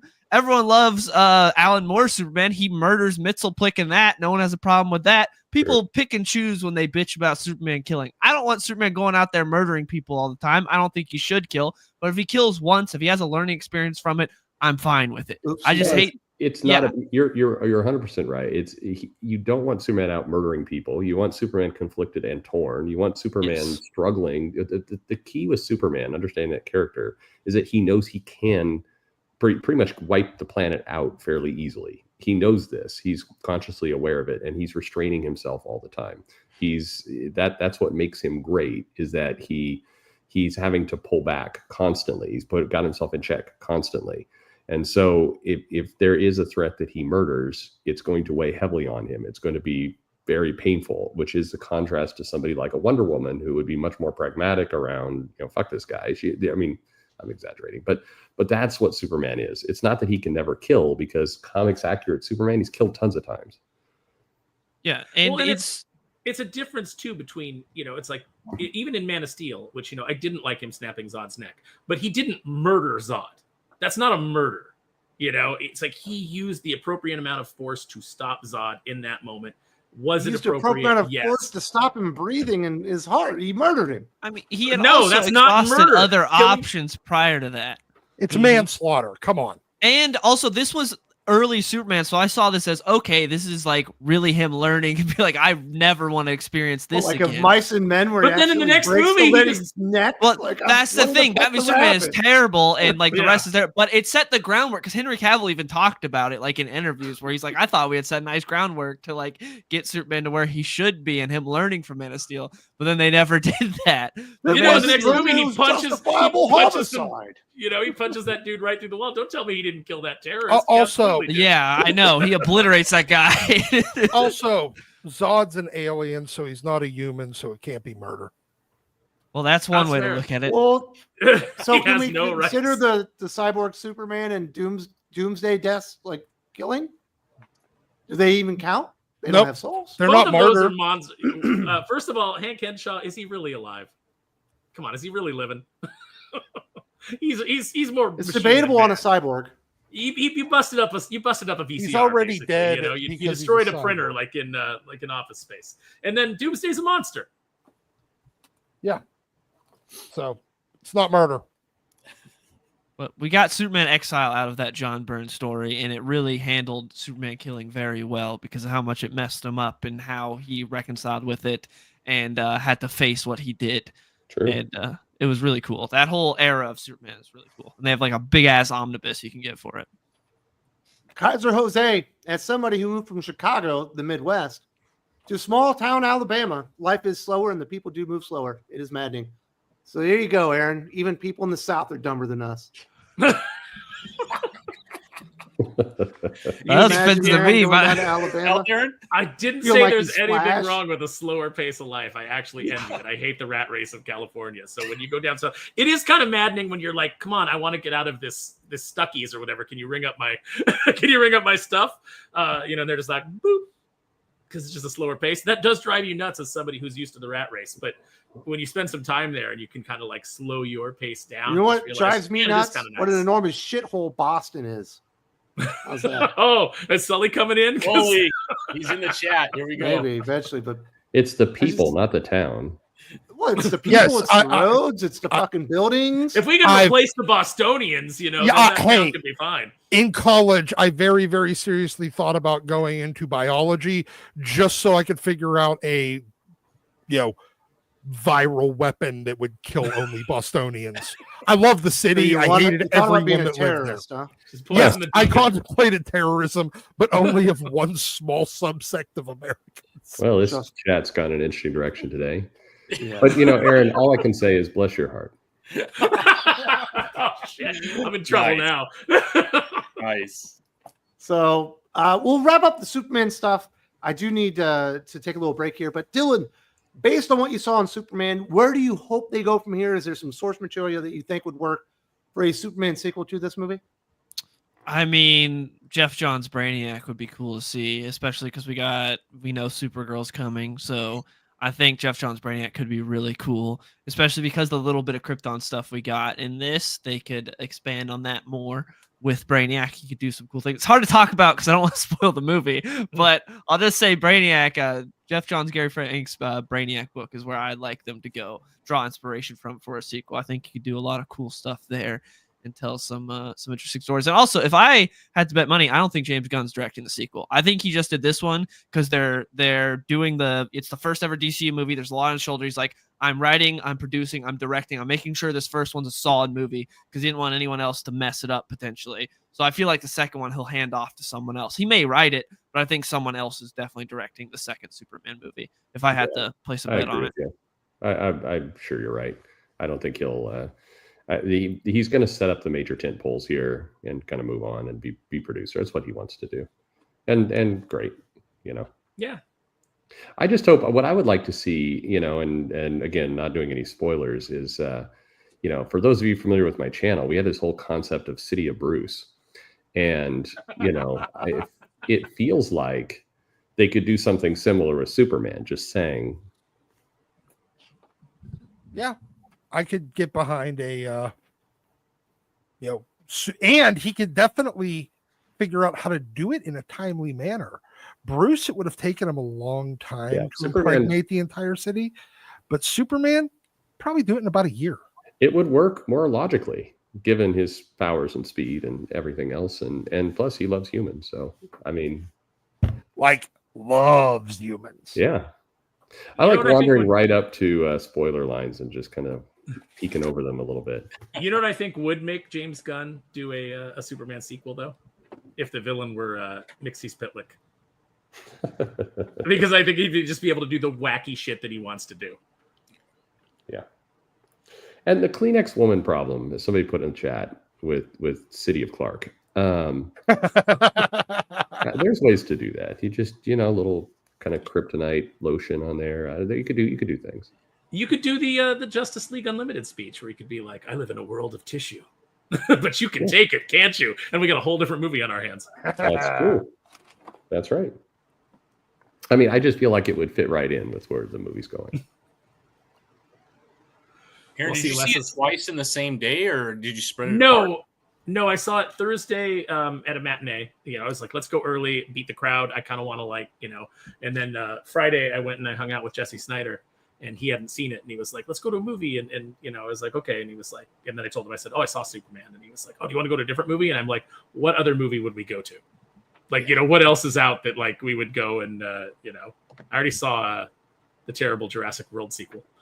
So yeah, let's go see Superman again. And then I kind of got to see it with the crowd and feel the crowd energy and see how they were responding to it. So That's cool. And Dylan, when are you seeing it a second time? I'm seeing it today a second time. So yeah, I'll see how it is with no expectations now that I know what happens. So This is not a spoiler, more. but because it's in the trailers and it's in the like the clips that we saw. But the moment that took me out of the movie for a brief second that I absolutely hated is when Mr. Terrific's like, "Quit messing around." And he's like, "I'm not messing around. I'm doing important stuff." That felt so like tonally inconsistent, and it did not land. And I was like, I wish that piece wasn't in the movie. Well, that that was- was the kind of humor that we were getting. That's what I mean by that. Yeah, I did not like that. There were those moments, but we'll see. While we're waiting for Wes to come back too, obviously this gets compared a lot to Fantastic Four, and we talked a little bit about it earlier. I struggle a lot because I like I said, I love the comic. I do like the fact that we're going to the 60s. It does look like we're not getting an origin story, or it's going to be something similar where it's just told very quickly because they've got that narration happening in the trailer. And from what I've understood, it's gonna be similar in how it's going to land, like it did in Superman. So we're going to skip right to stuff. The Pedro Pascal issue that's been beaten to death, I think, is an issue. He is in so many things, and I think this is a problem for actors in general. So curious to get you guys' take on this.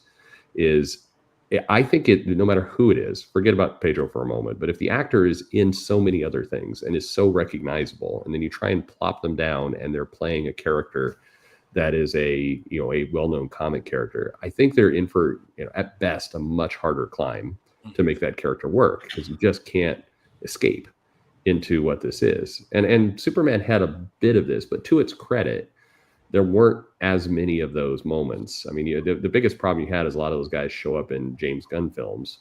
And so you get the feeling of, hey, here's the Guardians reunion cast to some extent. But that very minorly, it wasn't bad. My issue is the mustache. Yeah. It really, I'm not even joking. Like, it Talking about Fantastic really Four? annoys me. Yes. Yeah, like shave your stupid pedophile mustache. Well, Get it thank out of you for nailing it, because that's exactly where I was going for. So Call Mark me Miller show took mustache, but his kids to go see Superman, and the Fantastic Four trailer went up. And when it was over, one of them leaned over and said, "Please don't make us see that movie." Based. No, I've never seen Holly. Is there any actor that has been more astroturfed than Pedro Pascal? They are trying so hard to make fetch happen with him. And it's like he's got no track record of like box office success. Like, he's not a proven draw. So this Fantastic Four movie, if it bombs, I'm like in the Doc camp where I'm like, well, one of the good things that'll come out of it bombing is that maybe it'll be like, well, maybe Pedro's not a leading man. Maybe we should stop trying to push him. But man, they are pushing him hard. All the articles that are coming out, he can't stop running his mouth and giving them bad press. But every article is like, he's the poster of what masculinity should be. And you're like, yeah, no, that's not, no guy is buying that. I find it super easy to avoid the articles because I see his face and I see a magazine and I'm like, what the fuck am I going to read some kind of like People magazine in a grocery store line for? I'm not picking that up. So anyway, I find it easy to do that. He is overexposed, and I think he's got 8 movies behind this one. So, he's not going to go away even if it bombs. And I don't think it's going to bomb unless, we're truly signing up to the idea that, it's got to make $1.4 billion to make its marketing money back. no, I think it'll do. I think it'll do okay. Yeah. I think it's definitely going to be, but I think it's going to do okay in that Guardians 3 kind of way. Yeah, I agree. Where it's not gonna have the biggest box office. It might have a decent tail, and everybody's gonna forget that they saw it by the time they leave the theater. Well, exactly, and that's the damning thing. So that's where I think a lot of the internet commentary. I know we were getting off movies, but that's where I think a lot of it gets wrong. Is they're focusing on the wrong lead. It's not that it has to make back budget and box office and all the rest. People have these weird calculations they do. If you're an investor and a shareholder, sure, I guess you care about that. The bigger problem is 1 month after it's debuted in the theater, are you remembering and thinking about it? Because that is what built the MCU. The money, obviously you need the money, but it's the way people carried it with them and remembered it and were desperate to go to the next movie because they remembered how the last one ended and there was a cliffhanger like feeling. And that's what Marvel's lost, is regardless of the money, you forget these films exist weeks after you've seen them or days after you've seen them. So with Fantastic Four, that to me is the big threat for it. Forget the money. If this is truly springboarding to Avengers and all the rest of the other things they're doing, you've got to walk out of this movie really excited about what comes next or remembering it and being hyped for that. Same thing goes for Superman. That's what these movies need right now, and that's what they're missing. Yeah. And if people come out and they, so you've got people going to movies less. They're not going to the movies as often, and you've already got 2 blockbusters. It seems like Superman's going to do very well, at least in its first week. We don't know what the drop off will be, but Jurassic World did really well, in its opening week. Now Superman's done really well. So if your movie budget is limited, Fantastic Four has actually kind of got a problem coming behind those movies. And then I don't know what comes out after it that will quickly take the, if they have a big opening weekend, cool. But what's the drop off the second week? That seems to be more important now at the box office than the first weekend.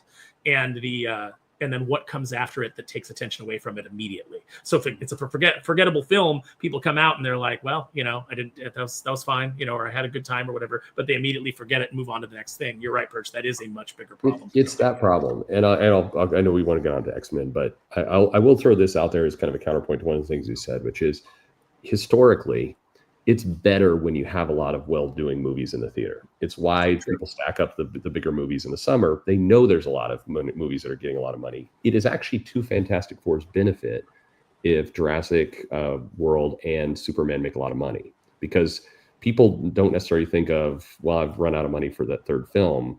They're remembering the hype they had in the theater, and it tends to carry them. Just historically is where box office goes. They make the money appear.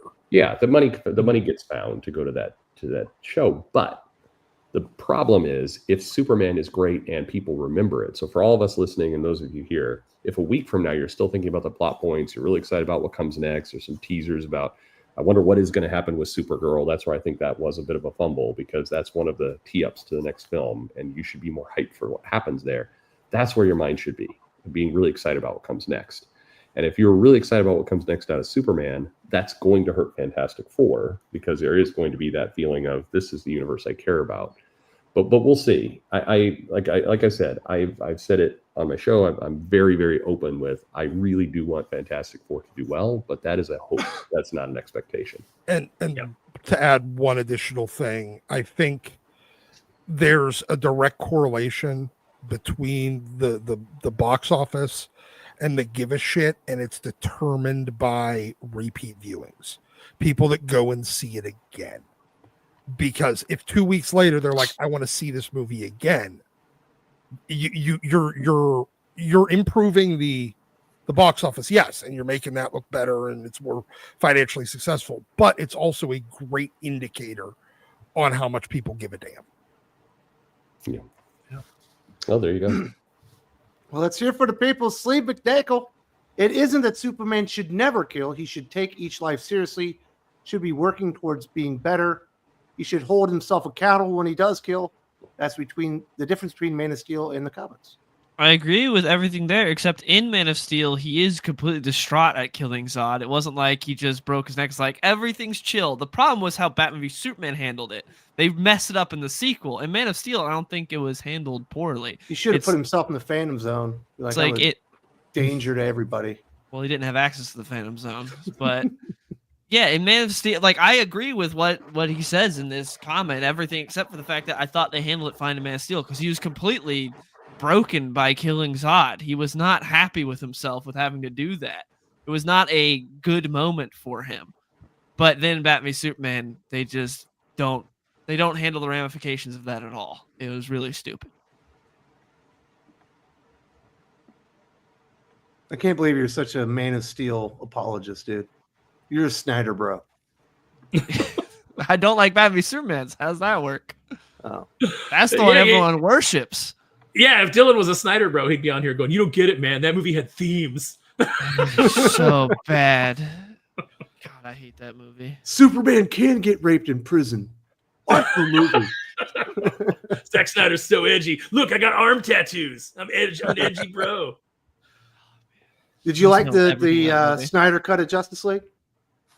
For what it was, it's fine. I don't know why there's just like a 5-hour movie. Like, for it just being like a straight to streaming, like, came out during COVID, 5-hour. I was like, this is what I need right now. Just like 5 hours. Like, I've got nothing to do.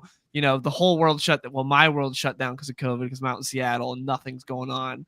And so it was fine. There was some cool stuff in it, but it was not something I wanted for going forward for DC. If this was like what was the future of DC and released in theaters, no, terrible. But for what it was just like something released to streaming, I was like, it's fine.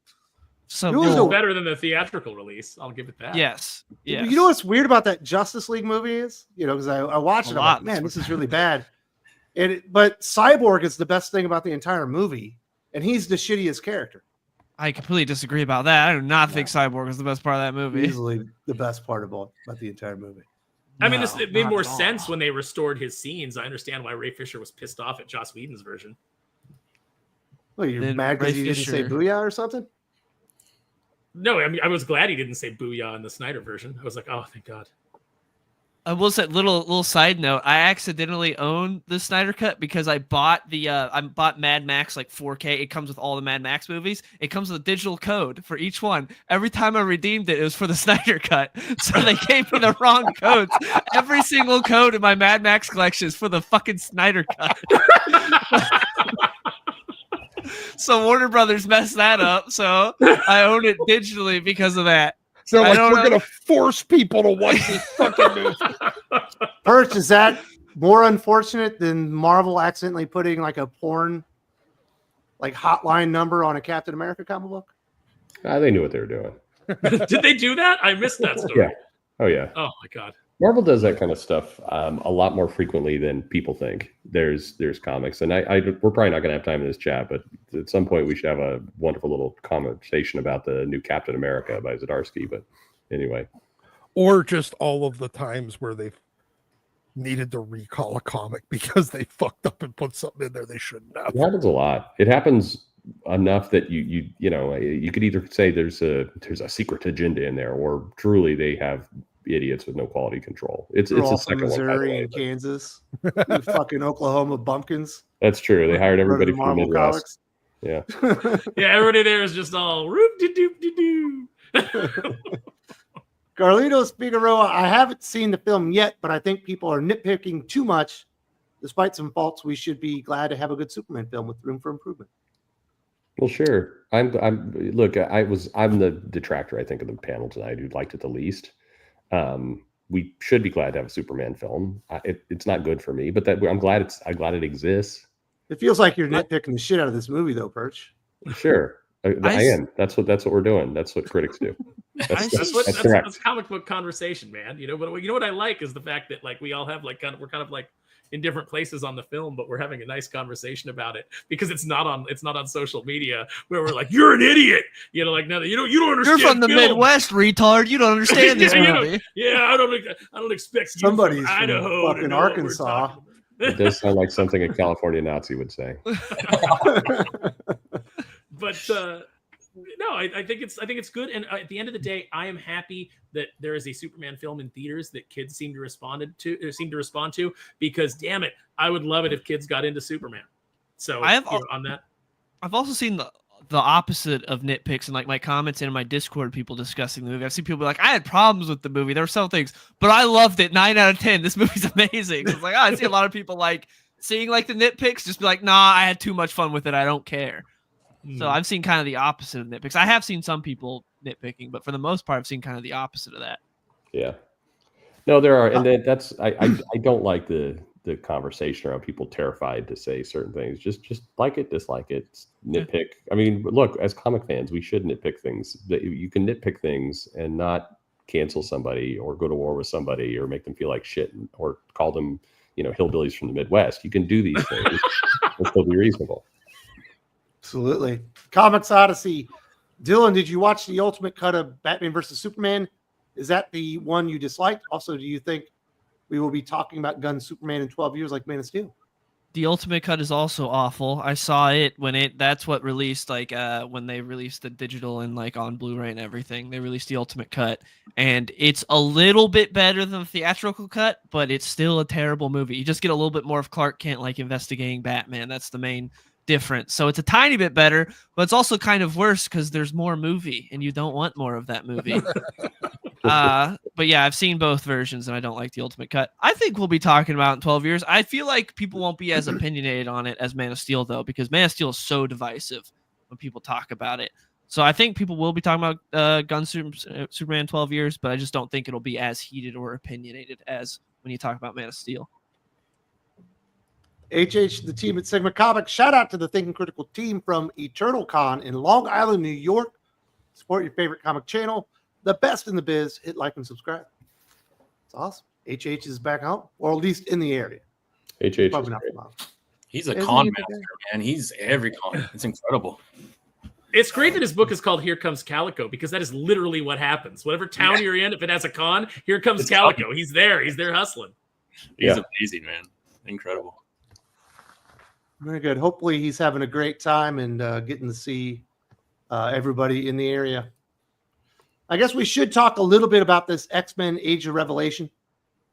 We're going back to a pseudo Age of Apocalypse perch. I know you're probably more excited about this than most. Aaron and I were more skeptical. I just don't feel like Doug Ramsey as Revelation has the gravitas of a character as Apocalypse. Well, we've gotten how many issues with Doug Ramsey Apocalypse? The Into That Limited series and the other one. So we've gotten 2. So no, he hasn't been. I mean, Apocalypse. I mean, Jesus, Claremont built him up. Oh, sorry, not even Claremont. That was Lee Simonson, right? That first built him up.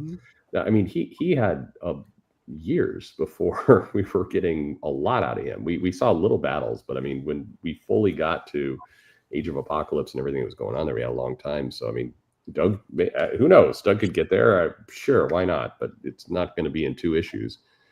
The bigger problem I have is if you remember Age of X-Man, which was the bridge event before Hickman, and you had a bunch of kind of you had this big announcement. Kelly Thompson was there. I think Ed Brisson was there, and they were the new X-Office geniuses that were going to do that. Maybe was it Ed? Yeah, it was Ed.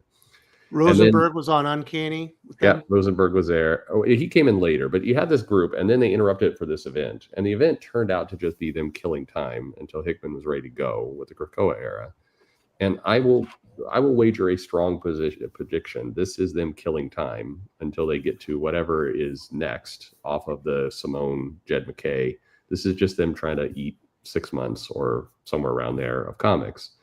And will it be consequential? Will it matter?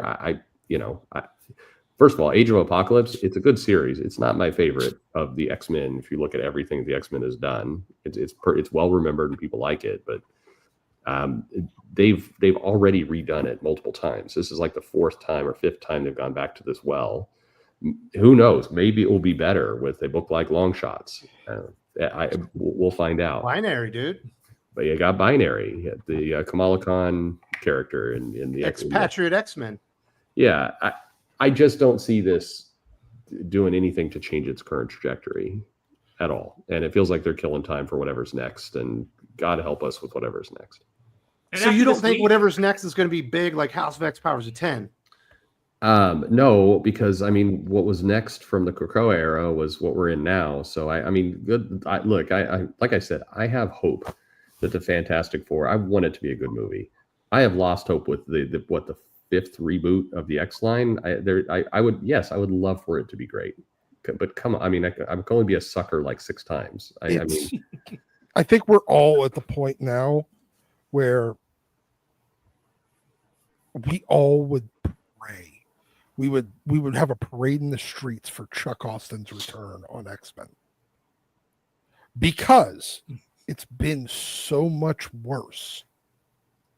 And every single time we're only like a year into now trying to look back at the wonderful days of the Krakoan era because of how bad From the Ashes is. A year from now, we're going to be sitting here going, well, From the Ashes was better, unfortunately. I mean, I hope not, but yeah, it feels that way because it keeps happening. Yes, because the Krakoan era makes us look back and go, oh, well, at least we didn't hate the Colors era.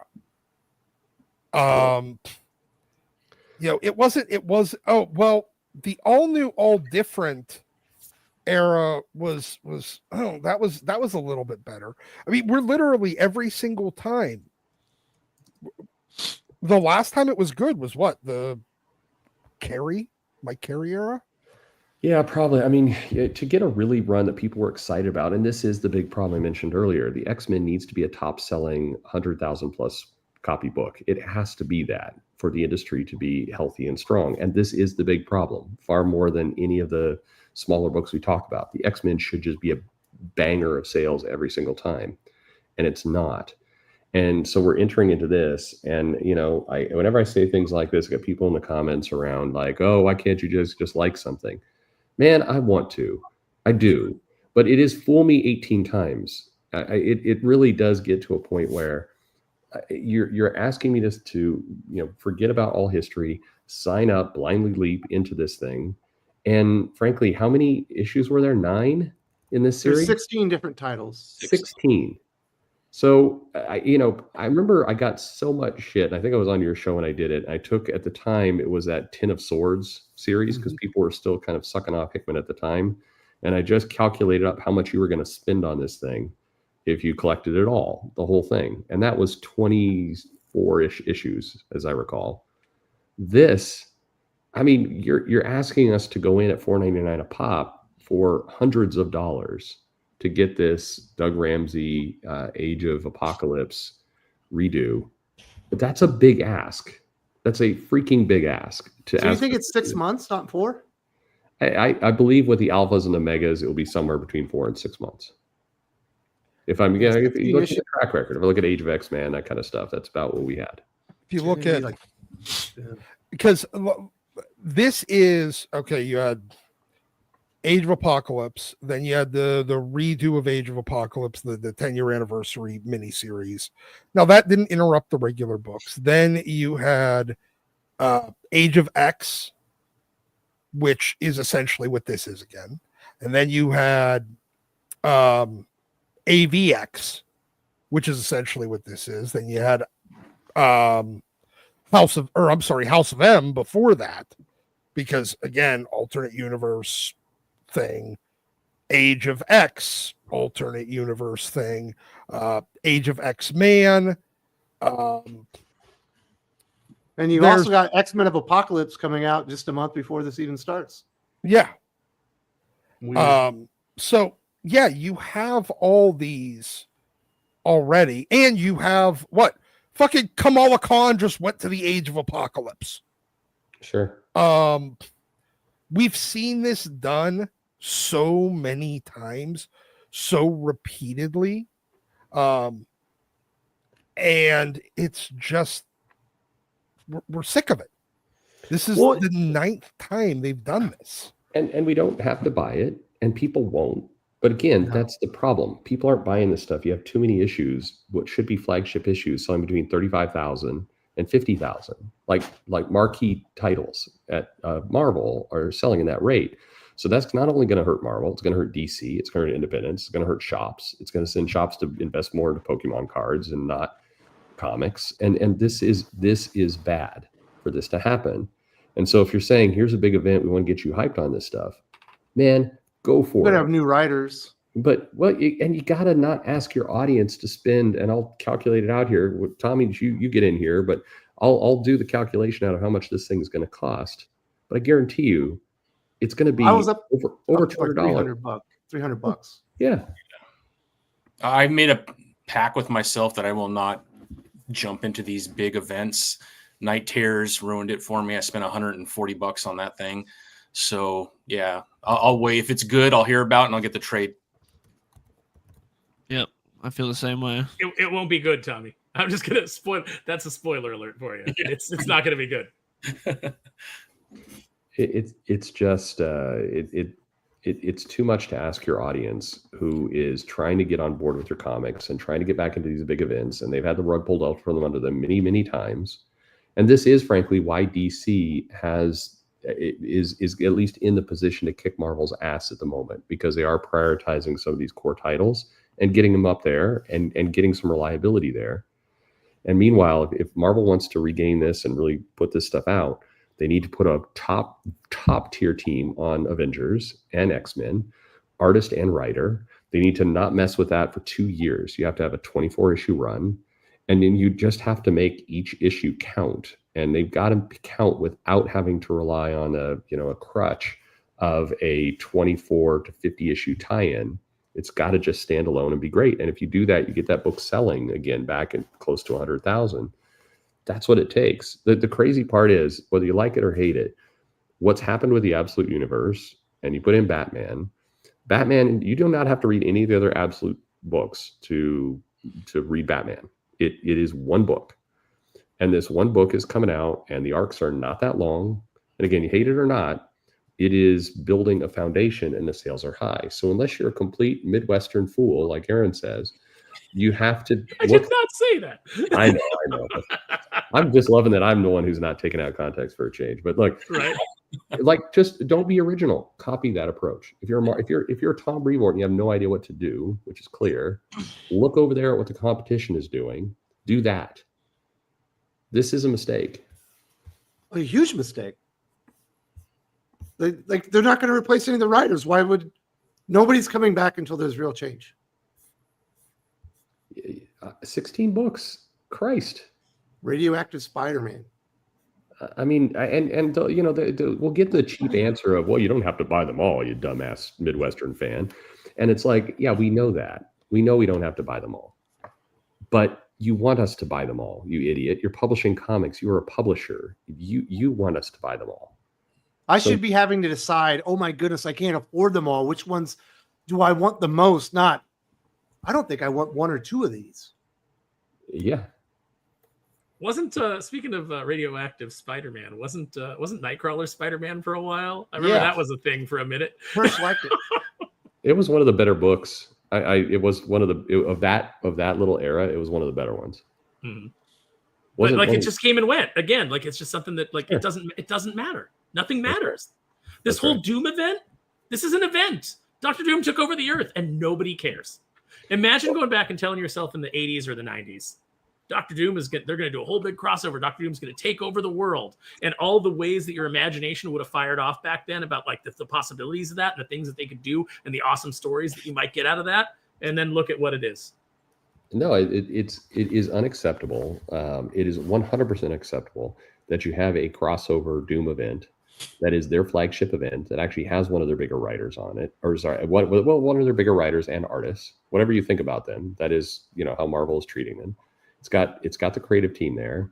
It's their biggest villain. It's leading into the Robert Downey Jr. announcement, which is, or at least it connects there in a lot of people's minds. This book needs to be selling top, and it needs to be promoted that way too. But issues are limping in around 50,000. That's pathetic. I gave Matt Fraction so much shit when his book dipped under 100,000 back when he was doing that Fear Itself event. And the state we're in now is so freaking pathetic. And but Marvel's distracted. Look, they're spinning their wheels until the next thing comes around for their company in a year or two. So they're waiting for the MCU to get popular again? No, they're just they don't know what to do. They don't know where the Disney how they're going to get absorbed, how they're going to get merged, what the new state of the world's going to be like. So they're just treading water, and that is just going and going and going. And frankly, if you are Image or DC or an indie creator, now's the time to take advantage of that weakness. Yeah. By the way, as far as I can tell from the solicitations in Forward Run, to buy every issue in that event, you're in for $380. Yeah, that's crazy. There you go. And that's, by the way, assuming that each of these little limited series are going to be 4 issues and not 6. My assumption was 4. I know at least some of them are 6. My goodness. Did you at least like Captain America? What was your thoughts? No. And again, decent artist and everything in the book. And I do like the idea that we're telling a tale from that time period. I do like the hook that it's, go to see Doom. I like the setup and the premise. I would like to see, as a Captain America #1, more core Captain America. And we got a lot of talking, we got a lot of character work. But I think you got to come out the gate, based on where things are, you got to come out the gate a little bit stronger at this point.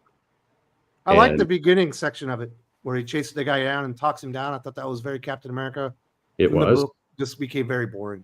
Yeah, you needed more than that was. I'll pull it up here. I think it was 3 pages at most. It's probably like 5 or 6 because you got to get him all the way to the National Mall, right? All right, Yeah, let me because pull in it the up. diner, and then yeah. But it was that I don't understand why you've got a book like this. It's a #1 issue. You're trying to get people back involved. You make a weird, Taliban racist war joke in the middle, or there's just stuff in there that's just like, why? If you're an editor, you're like, hey, let's, this is a #1 issue. We're trying to get people on board. Let's just not. It's weird that we're going there. It has nothing to do with the story. It could be easily cut. Why would we do that? And then that, by the way, that's not picking a political side. It takes you out of the book. It's just weird that they do that. You get a little bit of a hook of how's this character in this moment at the end, and some interesting stuff potentially there, but you need these #1 issues to just knock it out of the park and get people's attention, and then bring in some of this character work. Like a Transformers #1 or even an Absolute Batman #1. Just something. I mean, it's got to come out stronger. We don't, the industry and Marvel and all these guys, they don't have the time to decompress your way for the first several issues.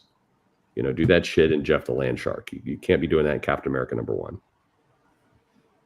Kalichioki says, I said this before, Marvel doesn't exist anymore. It's just Disney now. Well, yeah, that's largely correct. That's the era we're living in, is the dying gasps of what the company's like before it gets consumed. And for what it's worth, I think it'll be in better shape when it fully gets consumed. I think the state we're in right now is the worst of all states. So they're about to be eaten up. They're not going to be their own separate entity anymore? That's the talk, yes.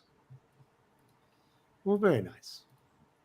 Well, let's get into some comic book recommendations and wrap this up. First, we know that you despise this Superman movie. Did you find at least some comic books that you liked?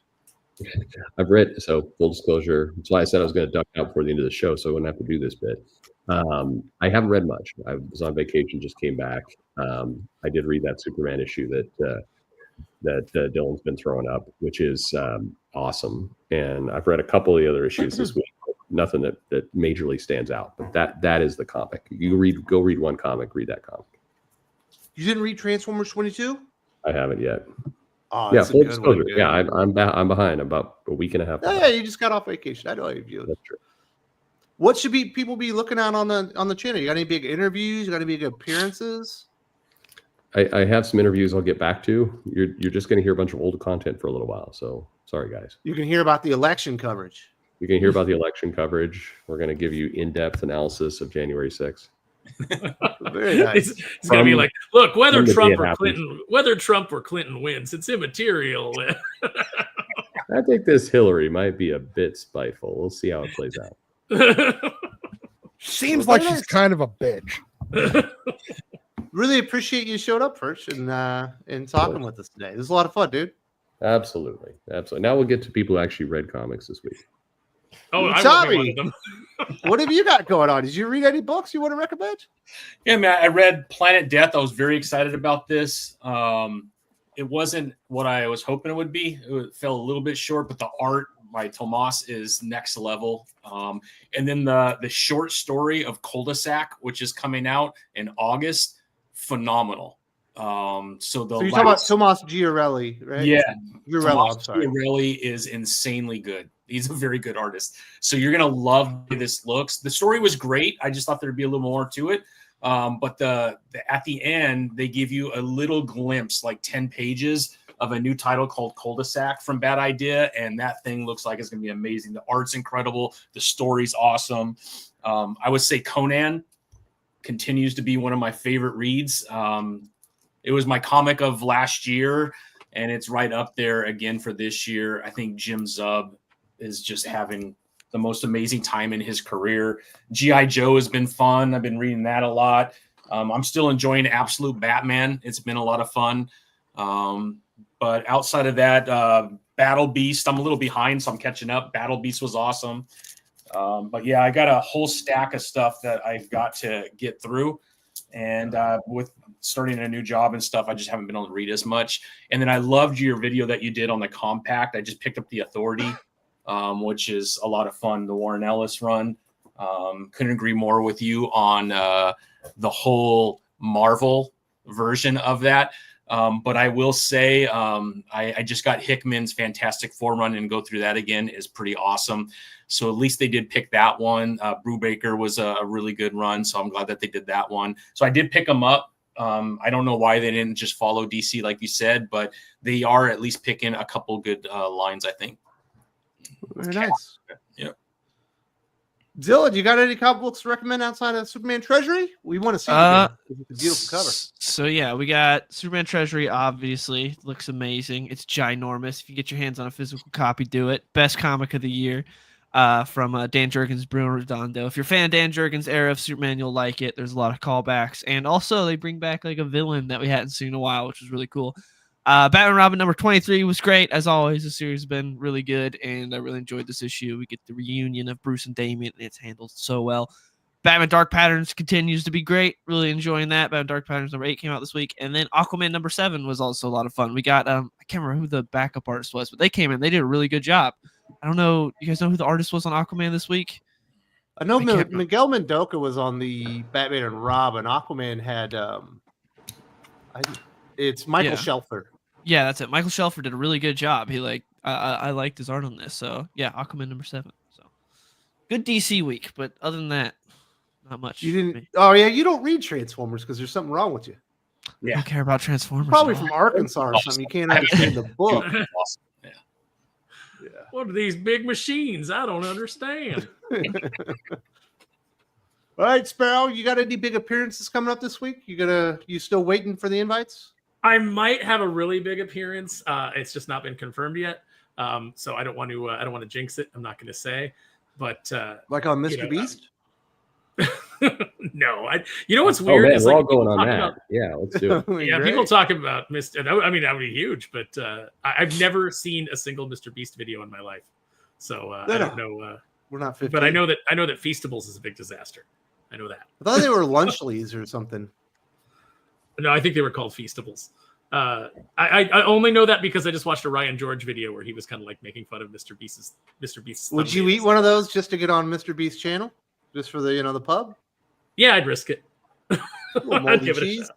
Yeah, but no, I don't have any recommendations this week. I've not been to the comic store in a couple weeks. I'm hoping to get out there tomorrow and pick up some books. So what I'm going to recommend is the G.I. Joe Classified Cobra Viper, the retro card version, which is like the classic Viper from back in the day. Love these guys. I got four here on my desk. I got 4 more to open. So I'm going to highly recommend that action figure. And I'm going to recommend that, we are only a few days. Friday, we're going to close out the Doomface campaign, the late pledges, and we are going to go to our backer kit. So everybody who's pledged already will get their backer kit info to fill out and pick, they can add covers if they want. They can add the exclusive backer kit cover. So I'm going to recommend that if you guys haven't already, please go check out Kneel Before Doomface on Kickstarter. Link is in the description. I think Wes posted as well. Has it in the description. So please go check it out because I'm super excited to finally be getting this book finalized, off to print, and getting ready to launch as soon as we are shipping out. We're going to launch the campaign for number 2. Very nice. And I recommend you read Transformers 22 because it's absolutely phenomenal. You're going to love it, dude. No? Okay. No, Well, you're talking to me. I thought you were just saying, like, in general to the crowd. Son. Oh, yeah, no, I will definitely check it out. I'm going to go pick it up. I'll go pick up my G.I. Joes. I'm going to go pick up my Conan and pick up my Aquaman. I hear Green Lantern Corps absolutely sucked this week, so I might not pick that up. I'm excited. Ichioki says Midwesterners tend to not like Transformers. It's because they're foreign cars. Taking our jobs. Buy American. That was Damn foreign cars. Well, you don't have to buy American. You can just pick one up that's broken down on the side of the road.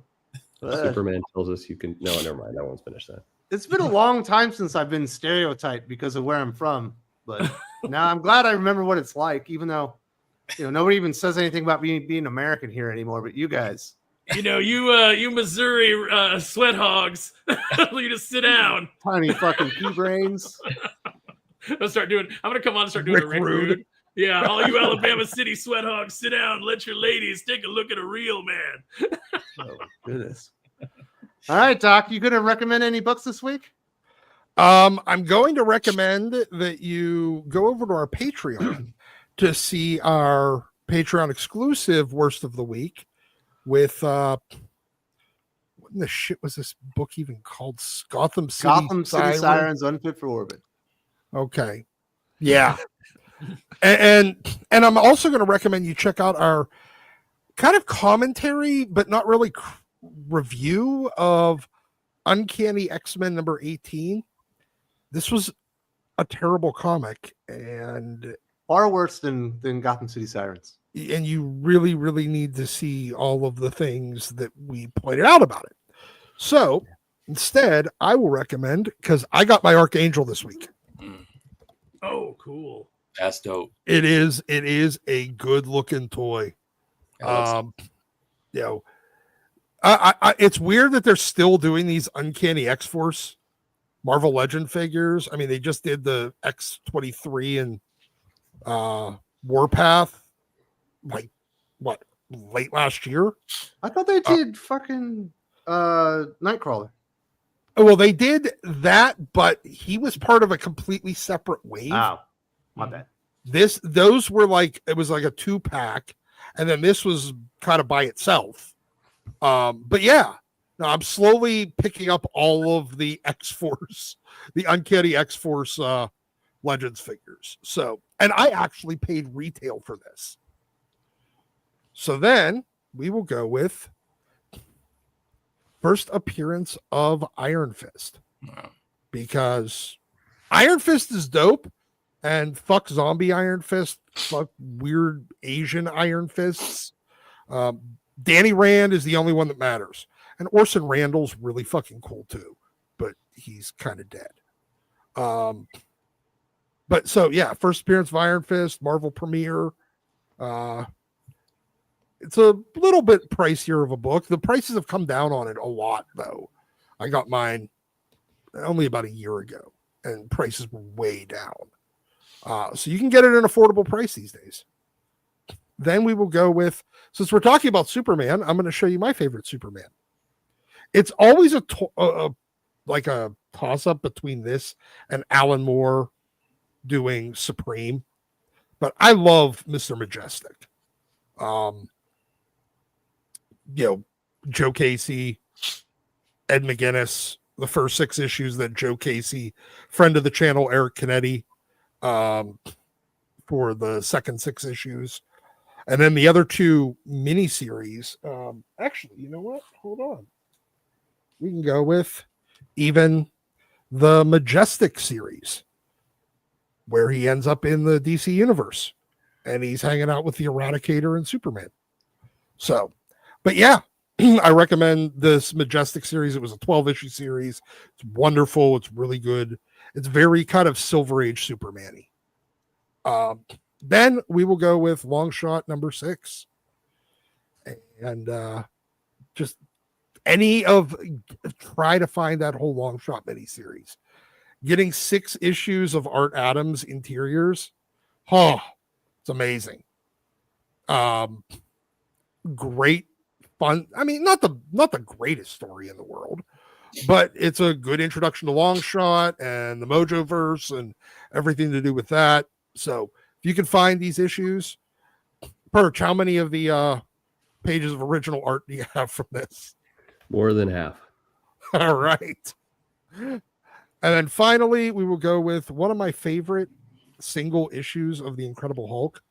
It was the therapy issue with Hulk versus Banner. Recently departed Peter David, Dale Cohn, or Keon, or however the fuck he's pronouncing his name these days. But yeah, great issue.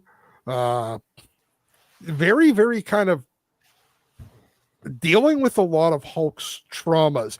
This is how I wish they would have done like a flashback of like the Hulk kind of becoming Professor Hulk. But instead it's just, hipster doofus Hulk in Endgame. But no, this was great. And then the next issue is that iconic silhouette cover with the green background and the first appearance of Professor Hulk. He kind of cameos at the end of this. But yeah. Great issue. So those are my recommendations this week. Very nice. Let's look at your face some more, Doc. There we go. Well, very good. I think this is a fun show. I had a really good time, dude. It was good. It was awesome. Hope everyone has a fantastic weekend, and we'll see you next week here on the Comics Aficionados. And let's see if I can remember how to turn the stream off. You gotta hit it twice, I found out. Oh, you gotta goodness. push the button twice. Leave.